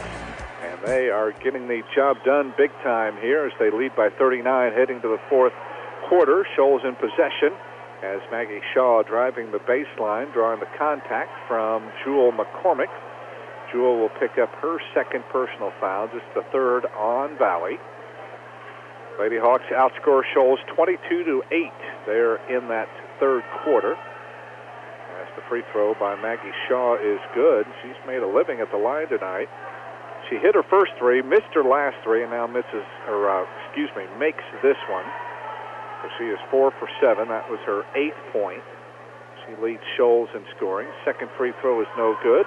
And the rebound run down by Elizabeth Stemley, whose pass is tipped, loose on the floor, and Abby Kendall will pick it up. So Valley goes with Abby Kendall, along with Elizabeth Stemley, Kyra Harrell, Abby Lewis, and Jewel McCormick. There's some youth out there on that floor. Lewis, high post to Stemley, double team. Oh, she got tied up. Got to be stronger with the ball. Elizabeth trying to play the high post, not somewhere she's typically at, so we're seeing some experimentation there by the Hawks. The smaller lineup in there. Had Jewel on the high-low, got to turn, look, and get it to her. Lewis gets it underneath to Elizabeth, who missed the shot this time. And the rebound run down by Shaw, and a foul called here on Elizabeth Stemley. A little bit of frustration. She was underneath the basket that time and missed the bunny. Leading scorers through 3. Well, to include Maggie Shaw's free throw a moment ago, she's got 8 off the Valley already. 3 double-figure scorers. Jewel McCormick has 13, Stevie McNew 12, Elizabeth Stemley 10, Alana Nelson has 8, Leah Punturi 6, Kyra Harrell has 7. And a Shoals turnover? No, good job by Witt to save it. She had it get away from her, and she picked it up just in front of the Shoals bench before it went out of bounds. Hook pass down low to Shaw, who throws up the 10-footer, no good, and she drew another foul. We got to front the cutters when they come in front of us there. We're getting face cut quite a bit. The Jug Rock don't have the dynamic offensive ability to just finish those plays, but when you allow people to cut in front of you, you can put yourself in a vulnerable position, and Valley's committing some fouls because of it. And mostly sending Maggie Shaw to the free throw line. That foul on Jewel is her 3rd. Maggie hits that free throw, so she has a chance to hit double figures, and she does. Someone's taught her at a young age well to shoot those free throws. Great form. With the ball underneath, or the hand underneath the ball, elbow in good position, knocking them down with no doubt. In low, Stemley kicks it out the wing to Kendall. Up top now to Punturi as Shoals goes zone here, and an unforced turnover as Leah Punturi committed with a pass and then realized it wasn't going to be a good one, tried to pull up and ends up traveling. Now Stevie McNew back in, playing with 4 personal fouls. Valley by 36. Little over a minute gone by, fourth quarter. Shaw out front, clears it away to Howe. Up top it comes now to Witt. Down the lane she goes, pulls up for a 10-footer, missed it. And the rebound to Jewel. Off now to Punturi. Leah crosses the 10-second line, pulls up top of the key. Starts it right, staring into that 2-3 zone that Shoals is applying. Now right wing pass comes off to Stevie. She wants it back. Yep. Thought about the 18-footer, wouldn't take it. Instead gives it off now to Punturi. I think they were really trying to go high-low. They really want to get the ball into their big fella. Pops it in low to Jewel, turns. Boy, got bumped. Her shot rims out. tries for the rebound, and taken away there nicely, but then Abby Kendall threw it away, and then another turnover back as Maggie Shaw stepped on the end line. Boy, strange sequence of plays there. I thought they should have called Jewel for a foul. She just practically knocked over Haley Davis that time. Probably could have called a foul on the shot, though. And the ball comes in off the inbounds, grabbed by Jewel, and she puts up a little 6-footer off the right-hand window and in for her 15th point of the contest. First points of the fourth quarter. Watson underneath and tried to go on the weak side of Davis, and it is kicked by Abby Kendall. Yesenia Gilmore is back in there for Valley as Marty Niehaus has gone deep on her bench, and right now Valley cannot contain Maggie Shaw.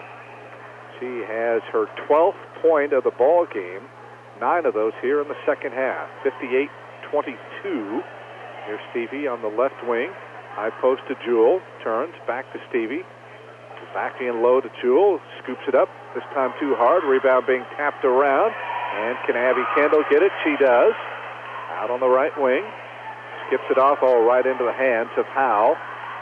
Alyssa Howe to the other end, puts it up, blocked away by Yesenia Gilmore. Picked up by Stevie, back the other way. Stevie lobs it underneath to Jewel, who couldn't come up with it. And the ball knocked free, picked up by Maggie Shaw, and she had trouble corralling the basketball, and she ends up losing it out of bounds. Getting a little sloppy here in the outset of the fourth quarter on a 58-22 game. Then the concentration level and the fatigue both starting to become a factor. Both teams got to lock it up this last 5 minutes. It's getting ugly out there. Stevie baseline left. Back on the wing now to Punturi. Leah, nice little crossover move. Back to Stevie. 3 out of the corner, and she rattles it home. Don't have to turn it over. Triple. Don't have to worry about turning it over if you just knock it in from 19-9. Stevie McBucket with a long-range 3. And that is her first triple of the year. In low, good post-up move. Watson could not finish. Ball being tapped around, and Abby Kendall out of there with it to Stevie. Up the right side, has Harper with her. Scoops it up and in anyway. What a move by Stevie. She just took it right to the glass. Banked it off and in. 17 now for Stevie McNew. And it's a 41-point lead for Valley now at 63-22, halfway through the fourth quarter. Almost a steal by Punturi. Saves it into Witt. In low to Watson. Turns on Shakira Harford. Put it up and in. And I think a timeout called here. As Deja Watson, that is just her 4th point of the contest, so Valley's kept her in check, and this will be a full timeout. All Valley tonight as they're on their way to their first victory of the season on the Sullivan Financial Consulting of Raymond James scoreboard. They lead Shoals 63-24. We'll continue with more Lady Blackhawks basketball in just a moment. Okay, quick call. Hello, my name is Ross Key. I speak farming and represent Springs Valley Bank and Trust, a true community bank committed to agriculture. As an ag specialist, I am committed to working with our customers and supporting the economic strength of our agricultural community. I look forward to building new and lasting relationships with farmers, businesses, and the people in the communities in which we live and work.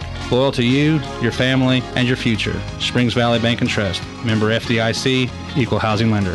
Focused on you, Springs Valley Bank and Trust.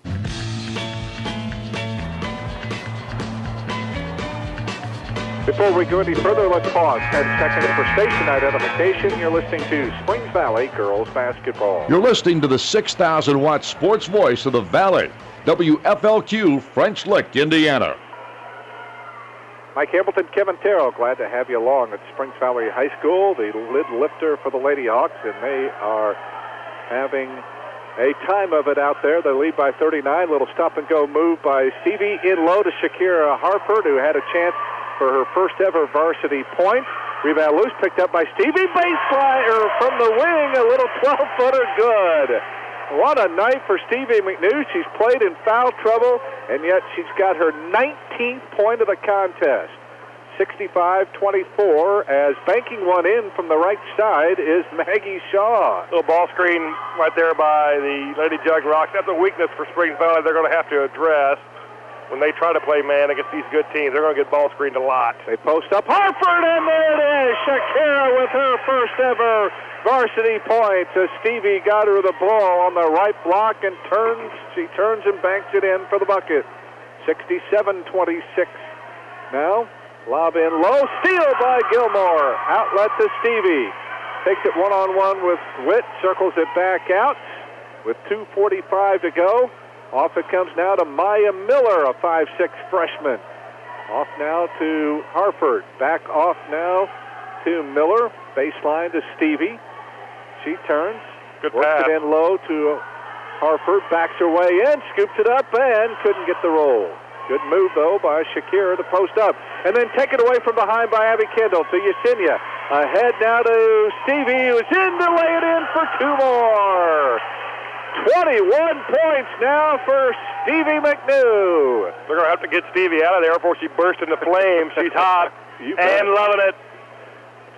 Oh, nobody picked up Deja Watson, so she just popped a little 15-footer as a missed defensive assignment. Watson with her 6 points to make it 69-28.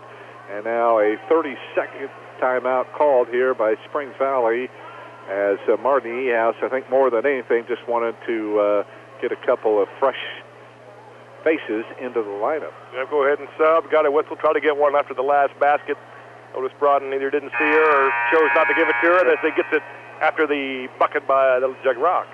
What a night, though. What balance as well. Stevie with 21, Jewel McCormick 15, Elizabeth Stemley off the bench with 10, Alana Nelson 8, Kyra Harrell 7, and Leah Punturi 6, and I'd say very close to double figures in assists. I'm going to go, I think we're over it.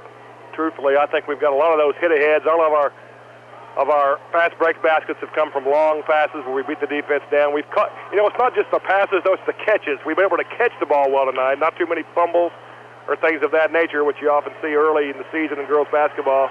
I think more than that, just our ability to catch the ball has been impressive. Post up, Shakira Harford couldn't get that one to go. Here comes Shoals. A couple of new faces in there for Valley. We'll get to those with 1:38 to go. As Watson lobs it in low, it comes off now to Shaw. Forces one up, no good. Rebound Watson, no good. Watson again, no good.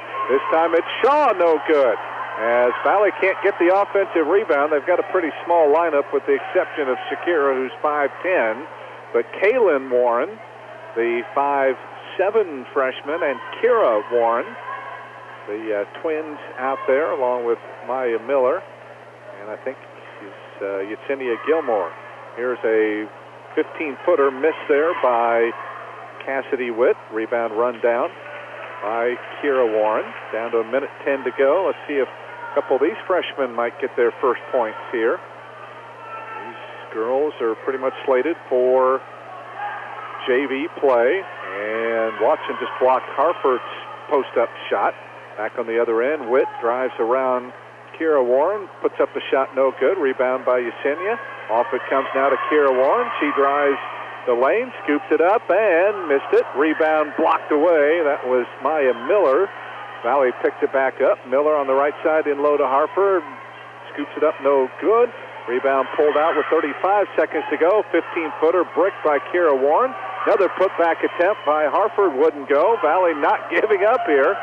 Ball loose on the floor, scramble for it. Now they're going to call Caden Sutton for a traveling violation as she grabbed the ball and then slid about 3 feet. So you like the hustle out there. He's got to calm down and take some shots. PT. Why not? Ball comes in, and Yesenia Gilmore had her shot blocked. Picked up now by Sutton. Gets it ahead to Witt, and she is bumped from behind, and they're going to put the foul here on Kaylin Warren. It's only the 16th foul on Valley, so no free throws. 20 seconds left to go in this one. Comes into Witt. Baseline 10-footer is no good. Gilmore the rebound, and nobody was looking. Stolen away by Shaw. Drives it in, misses the shot, and another Valley foul. And I think they'll get Maya Miller on this one. Nope, they'll put it on Yesenia. That'll be her first. Yesenia's quick, and I think in a night that's not been full of tremendous defense, although We've got great defense out of Nelson. I would say that other than Alana, I'm not sure I wouldn't say Yesenia is maybe our second best overall defender. Good quickness, good athleticism, aggressive, seems to know where to be. Free throw good by Shaw. She misses that one, so she'll end up leading Shoals. She's got 15. Valley scored 69 over at Shoals last year in a 69-33 win. They're at 69 now. Let's see if they can hit the 70 plateau. They lob it into Harford. Her shot blocked away. Picked up by Warren, no good. 2 seconds, 1 second. The horn sounds, and that will do it. So for the second straight year, the Lady Hawks put 69 points on the board and romp to another victory as they beat Shoals for the 6th consecutive time and the 3rd straight time here on their home floor. Great start for Valley. They jump out 6-0, 17-2, and coast. Great balance as well as Marty Niehaus able to use her entire bench, which included many of her designated JV players, and it all contributes to a big win here tonight. So a great start for the Lady Hawks as they open the season in grand fashion with a win over Shoals. Final score on the Sullivan Financial Consulting of Raymond James scoreboard. Spring Valley 69, Shoals 29. We'll start our post-game activities when we come back. You're listening to Spring Valley Girls Basketball. The folks at Judy Meehan and Associates Real Estate in French Lick are big on Springs Valley girls basketball, and they're big on serving real estate buyers and sellers in Orange and the surrounding counties. Stop by their office on College Street in French Lick and see what's available, or call Judy Meehan and Associates at 936-7300. You need gadgets. For that one-stop shopping destination for routers, flash drives, cables, smartphones, TVs, and more, search no longer. Our technology-powered by Smithville store is conveniently located in downtown French Lick at 505 South Maple Street. If you prefer to shop online, browse our online store at smithville.tech. That's smithville.tech. Getting what you need is just a click away. That's smithville.tech. Go Springs Valley basketball and go to Babcock Motors, Orange County's only new car dealer. See the new Chevy Equinox and the big inventory of used pickups at Babcock Motors, your Chevrolet dealer in Orange County. That's Babcock Motors in Orleans. Caring people make the difference at Springs Valley Meadows in French Lick. You can feel it the minute you walk into Springs Valley Meadows. We're the experts in long-term care, not just doing a job, but following a calling. We're here to help you and your family find answers, solutions, and peace of mind. In fact, we become an extension of your family. For more information about Springs Valley Meadows, Highway 145, French Lick, visit ascseniorcare.com. Or call Springs Valley Meadows at 936-9991. Go Blackhawks and go to Springs Valley Supply on Highway 145 in French Lick. Stop by for top quality Valspar paints for interior and exterior protection. And see the line of Cabot stains for steps and decks at Springs Valley Supply, your steel dealer in French Lick. Orange County REMC is now offering you affordable protection for your home. Home security systems are available for members and non-members and will provide protection from fire, carbon monoxide, and theft. These systems are continuously monitored, so you'll have a peace of mind whether you're at home, work, or on vacation. You might even qualify for a discount on your homeowner's premium. Packages starting at $199 with monitoring starting at $24.95. For more information on these home services, call Orange County REMC at 812-865-2229.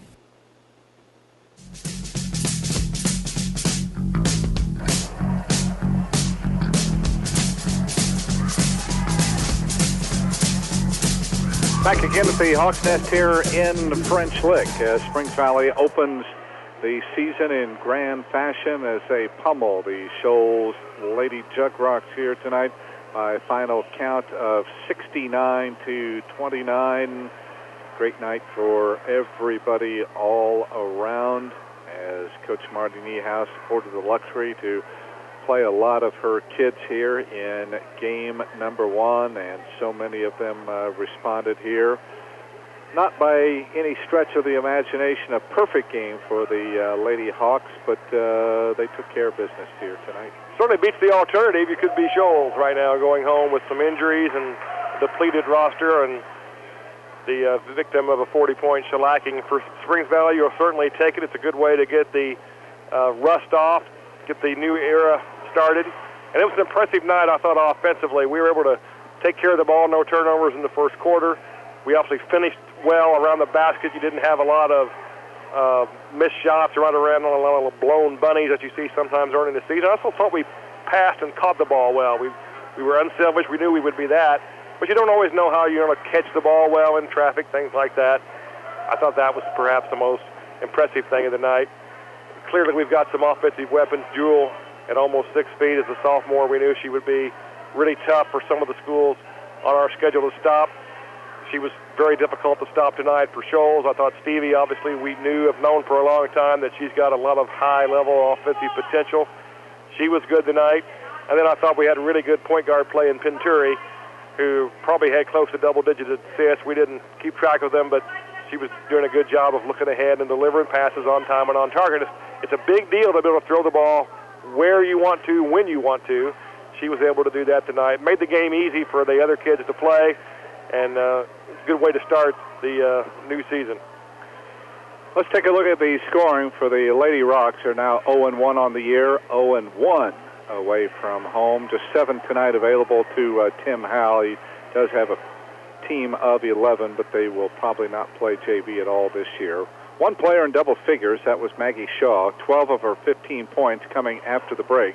She made a living at the free throw line, getting there 12 times and connecting on 7 of those. 6 tonight from Deja Watson. She averaged 10 points last year as the only returning starter back from last year's squad, so Lady Hawks did a pretty good job of keeping her in check. Caden Stutton with 4, but she was in foul trouble much of the night, but she will be a promising freshman for this Shoals team. 2 out of Cassidy Witt and 2 off the bench from Alyssa Howell, rounding out the scoring for Shoals. Haley Davis started at center, and Emma Hurt came off the bench but did not tally. For Springs Valley, a night for Stevie McNew as she goes for a career-high 21 points, 15 of those coming in the second half. And again, we talked about the fact that the Lady Hawks played with their heads up all night long. Great passes, and give credit to the cutters and the screeners as well for getting players open all night. Stevie going for a career-high and game-high 21.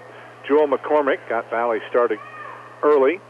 8 points in the first quarter, 13 by halftime. She finishes with 15, and again showing that she will be a big presence inside for the Lady Hawks. Elizabeth Stemley came off the bench to score 10, and again just showing how much hard work pays off as she continued to cut and find herself wide open. Her teammates were getting her the ball, and Elizabeth cashes in with 10. 8 points tonight from Alana Nelson, and at least 3 of those buckets of hers came off of steals and coast-to-coast layups, again showing how alert she plays. 7 from Kyra Harrell, one of her 3 baskets, a three-pointer. Leah Punturi, in addition to the mega assist night for her, bombed home a couple of three-pointers, so she goes for 6. And the other 2 points tonight scored by Shakira Harford on a nice little post-up move late in the fourth quarter. Abby Kendall, Yesenia Gilmore, Marissa Meehan, the regulars playing for Valley. And then, again, with there not being a JV team, Marty Niehaus afforded the luxury to dress all of her kids tonight. So Abby Lewis, Maya Miller, Kaylin, and Kira Warren, along with Emma McCormick, all seeing action here tonight. 19-4 Valley after 1. They led 34-9 at halftime, 56-17 after 3. And romp to the victory as they go to 1-0 on the year and 1-0 here at home. They've now beaten Shoals 13 of the past 17 times. We'll take a quick break. When we return, we'll hear from Springs Valley coach Marty Niehaus. Stay with us. This is Springs Valley girls basketball. Hello, my name is Ross Key. I speak farming and represent Springs Valley Bank and Trust, a true community bank committed to agriculture. As an ag specialist, I am committed to working with our customers and supporting the economic strength of our agricultural community. I look forward to building new and lasting relationships with farmers, businesses, and the people in the communities in which we live and work. Loyal to you, your family, and your future. Springs Valley Bank and Trust. Member FDIC, Equal Housing Lender. Focused on you, Springs Valley Bank and Trust.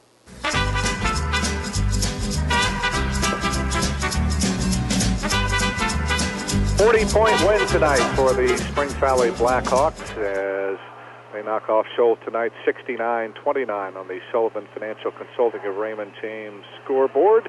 Here to make her assessment in her first game as the coach of the Lady Hawks, Marty Niehaus. First of all, Coach, congratulations on the win, and how do you feel the girls played? Well, I thought we got out to a really nice start.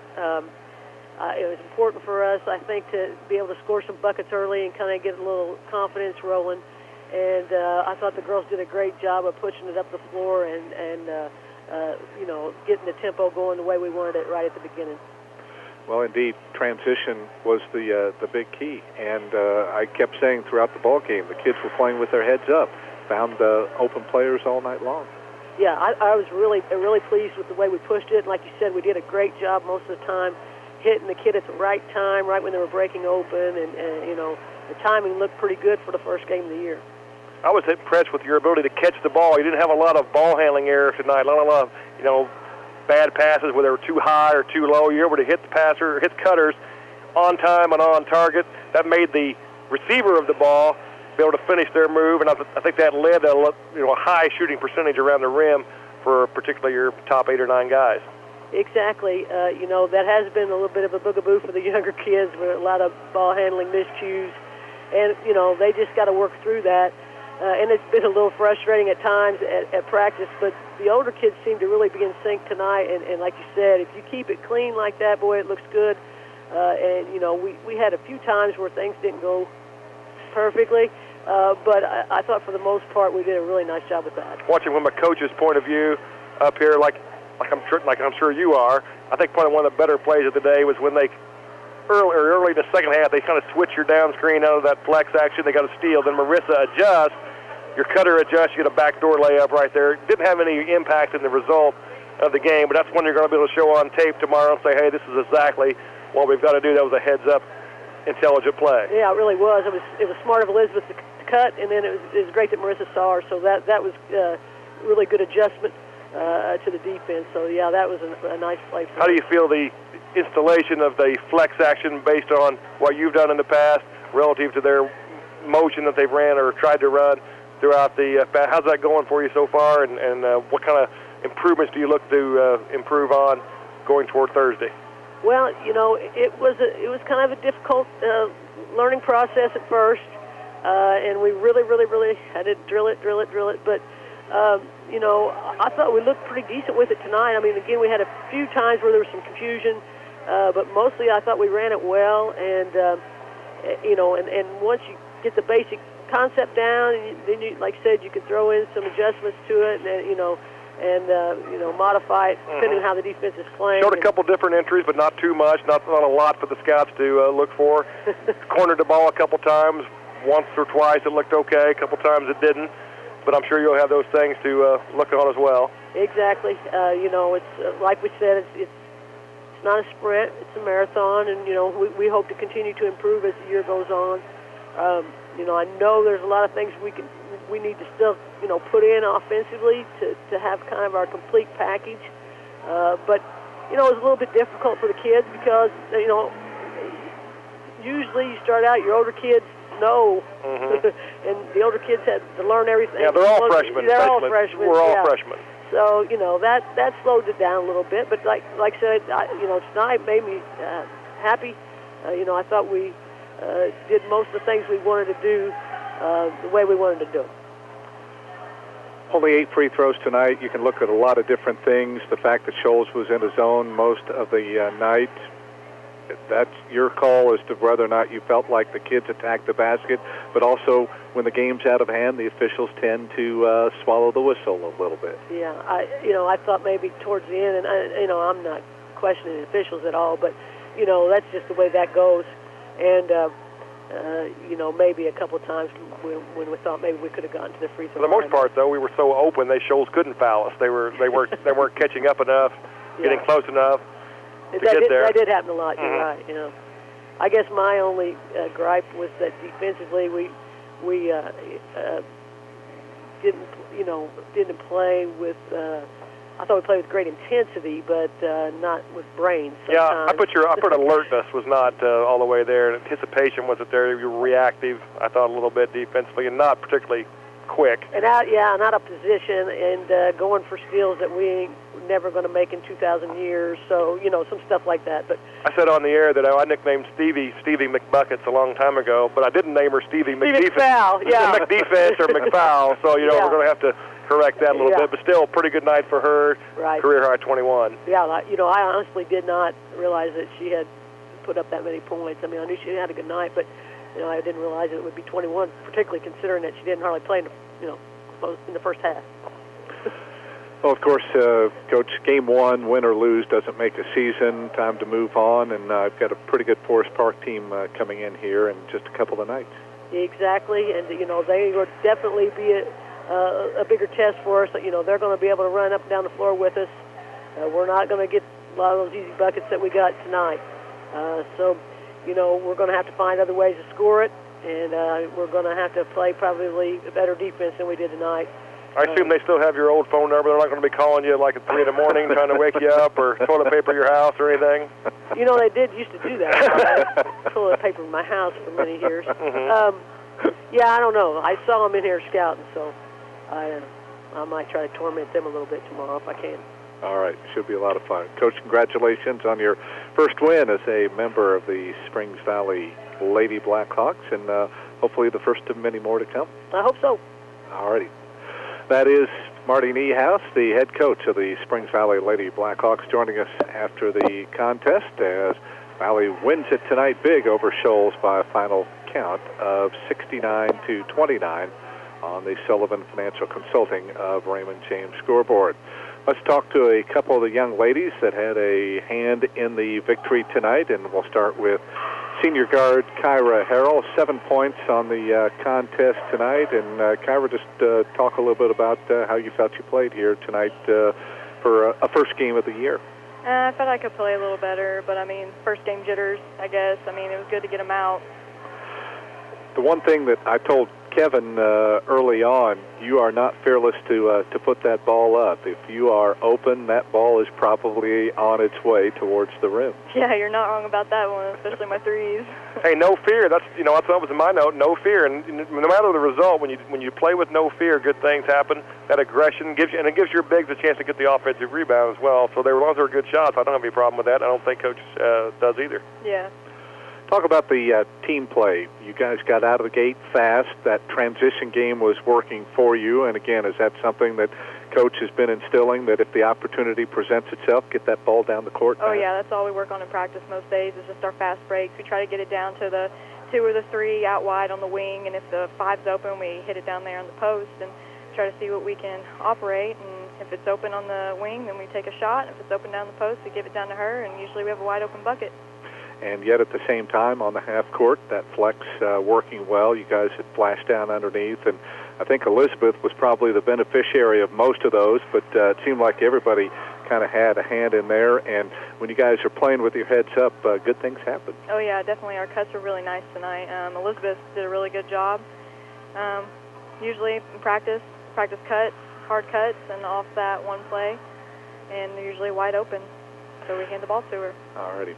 And obviously, from your experience, that while you have a lot of respect for Shoals, there are going to be a lot of teams coming in here that are going to probably have a little bit of talent, and that'll probably start Thursday night with Forest Park. So still a lot more work to go.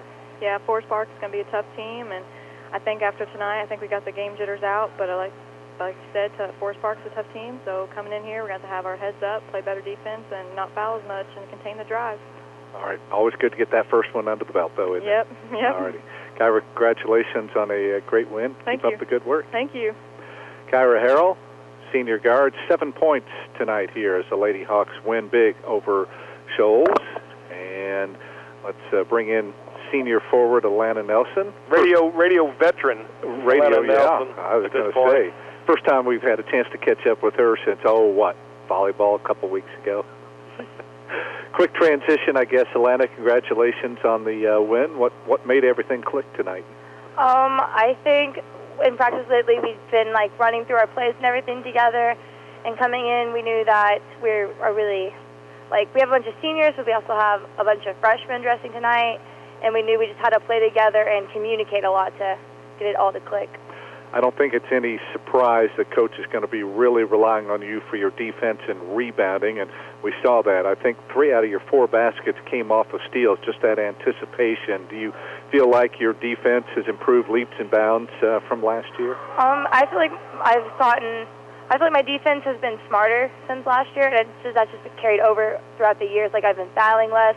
I've been knowing, okay, I can steal this ball probably, or I probably shouldn't try to attempt this. So just thinking about it and being smarter has helped a lot. Yeah, doing a better job using the proper hand. That way you can, if you do miss the swipe, you're still in position. Those are all things that's going to be big. You used to lunge a lot defensively, and if you missed it, you were in bad shape. Some of the other girls doing that tonight, but not as much. For you, your ball handling's improved too. You're able to take the ball coast to coast, score a few times there. You used to have that big high dribble, but clearly you've worked on that. That's been good to see, that improvement as well.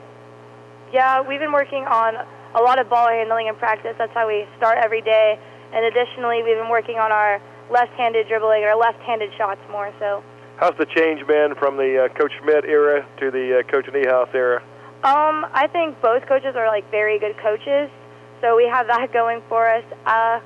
I think the change has been going smoothly because, like I said, we have a lot of freshmen, so it's all new to them. And with us seniors, we've just been adapting really well to her. 10th all-time, or 10th current active winningest coach. I know you guys are aware of that. I hope you noticed that little ring she's wearing on her finger. I'm sure, I don't know if she's shown that to you or not.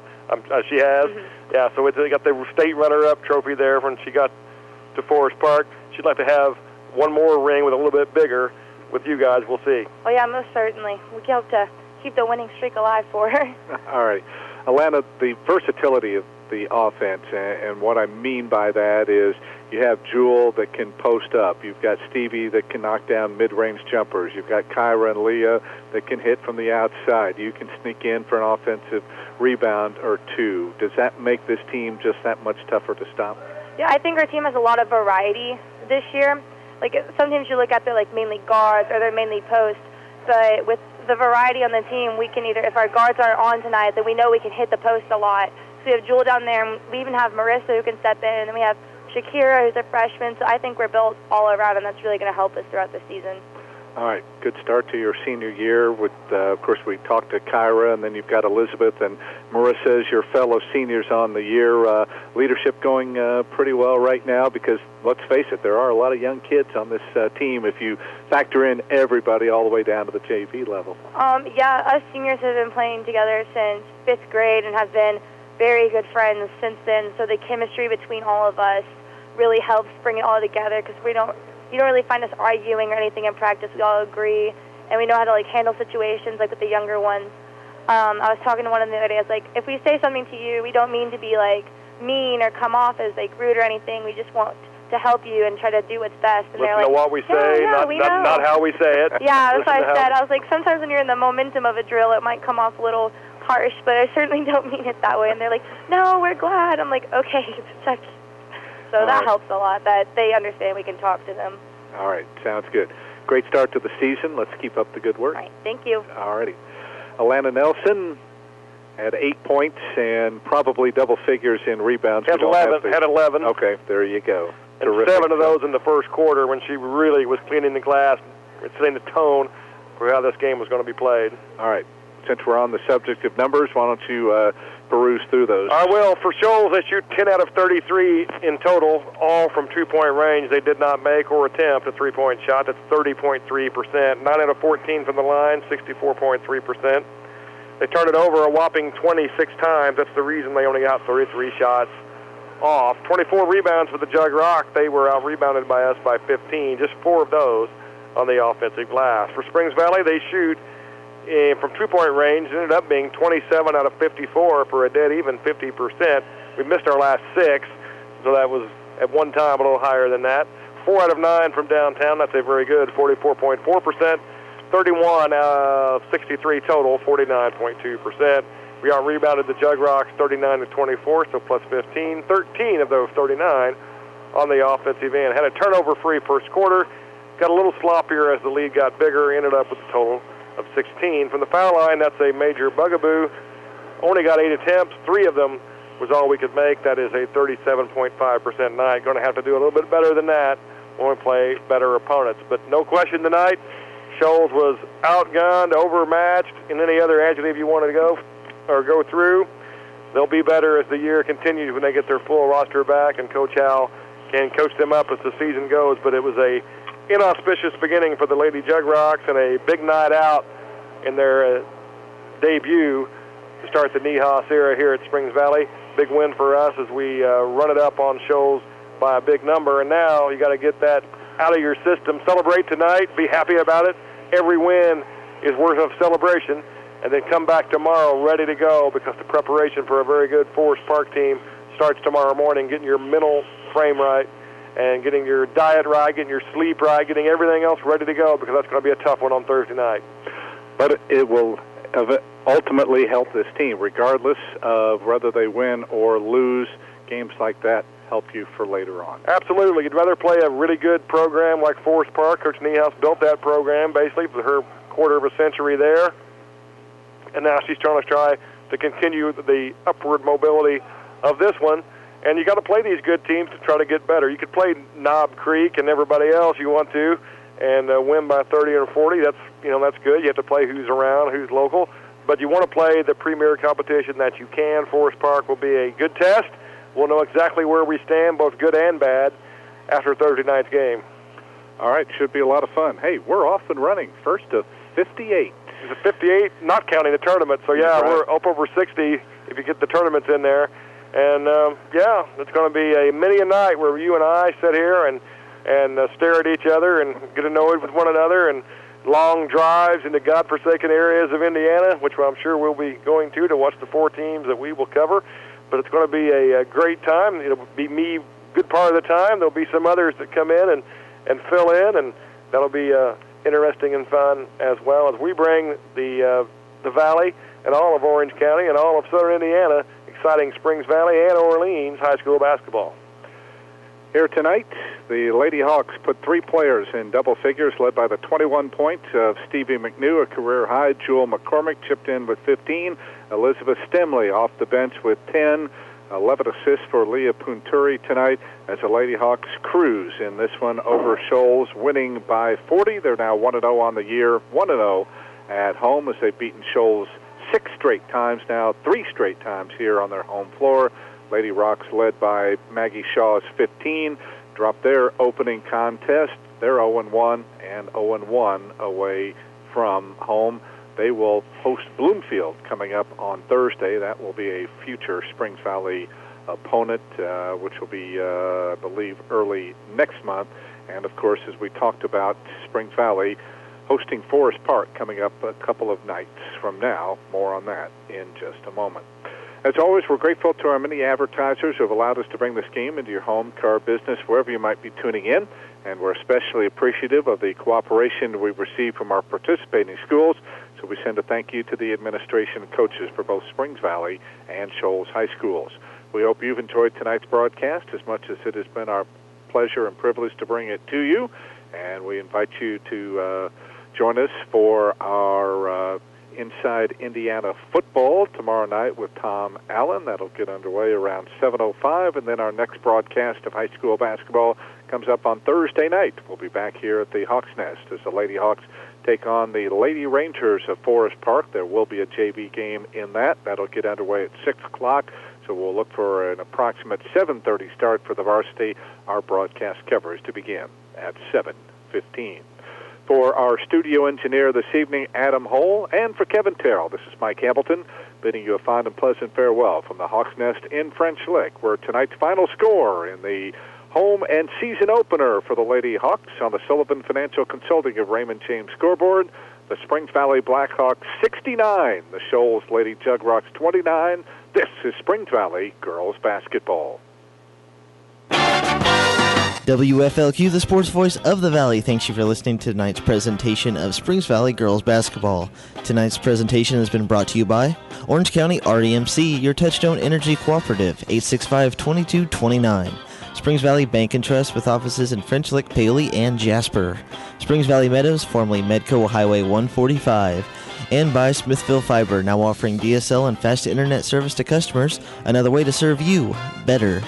High school basketball is a presentation of Q100 Sports. You can best show your appreciation for this broadcast by telling and patronizing our sponsors. You're listening to your power station for sports, Q100, WFLQ, French Lick.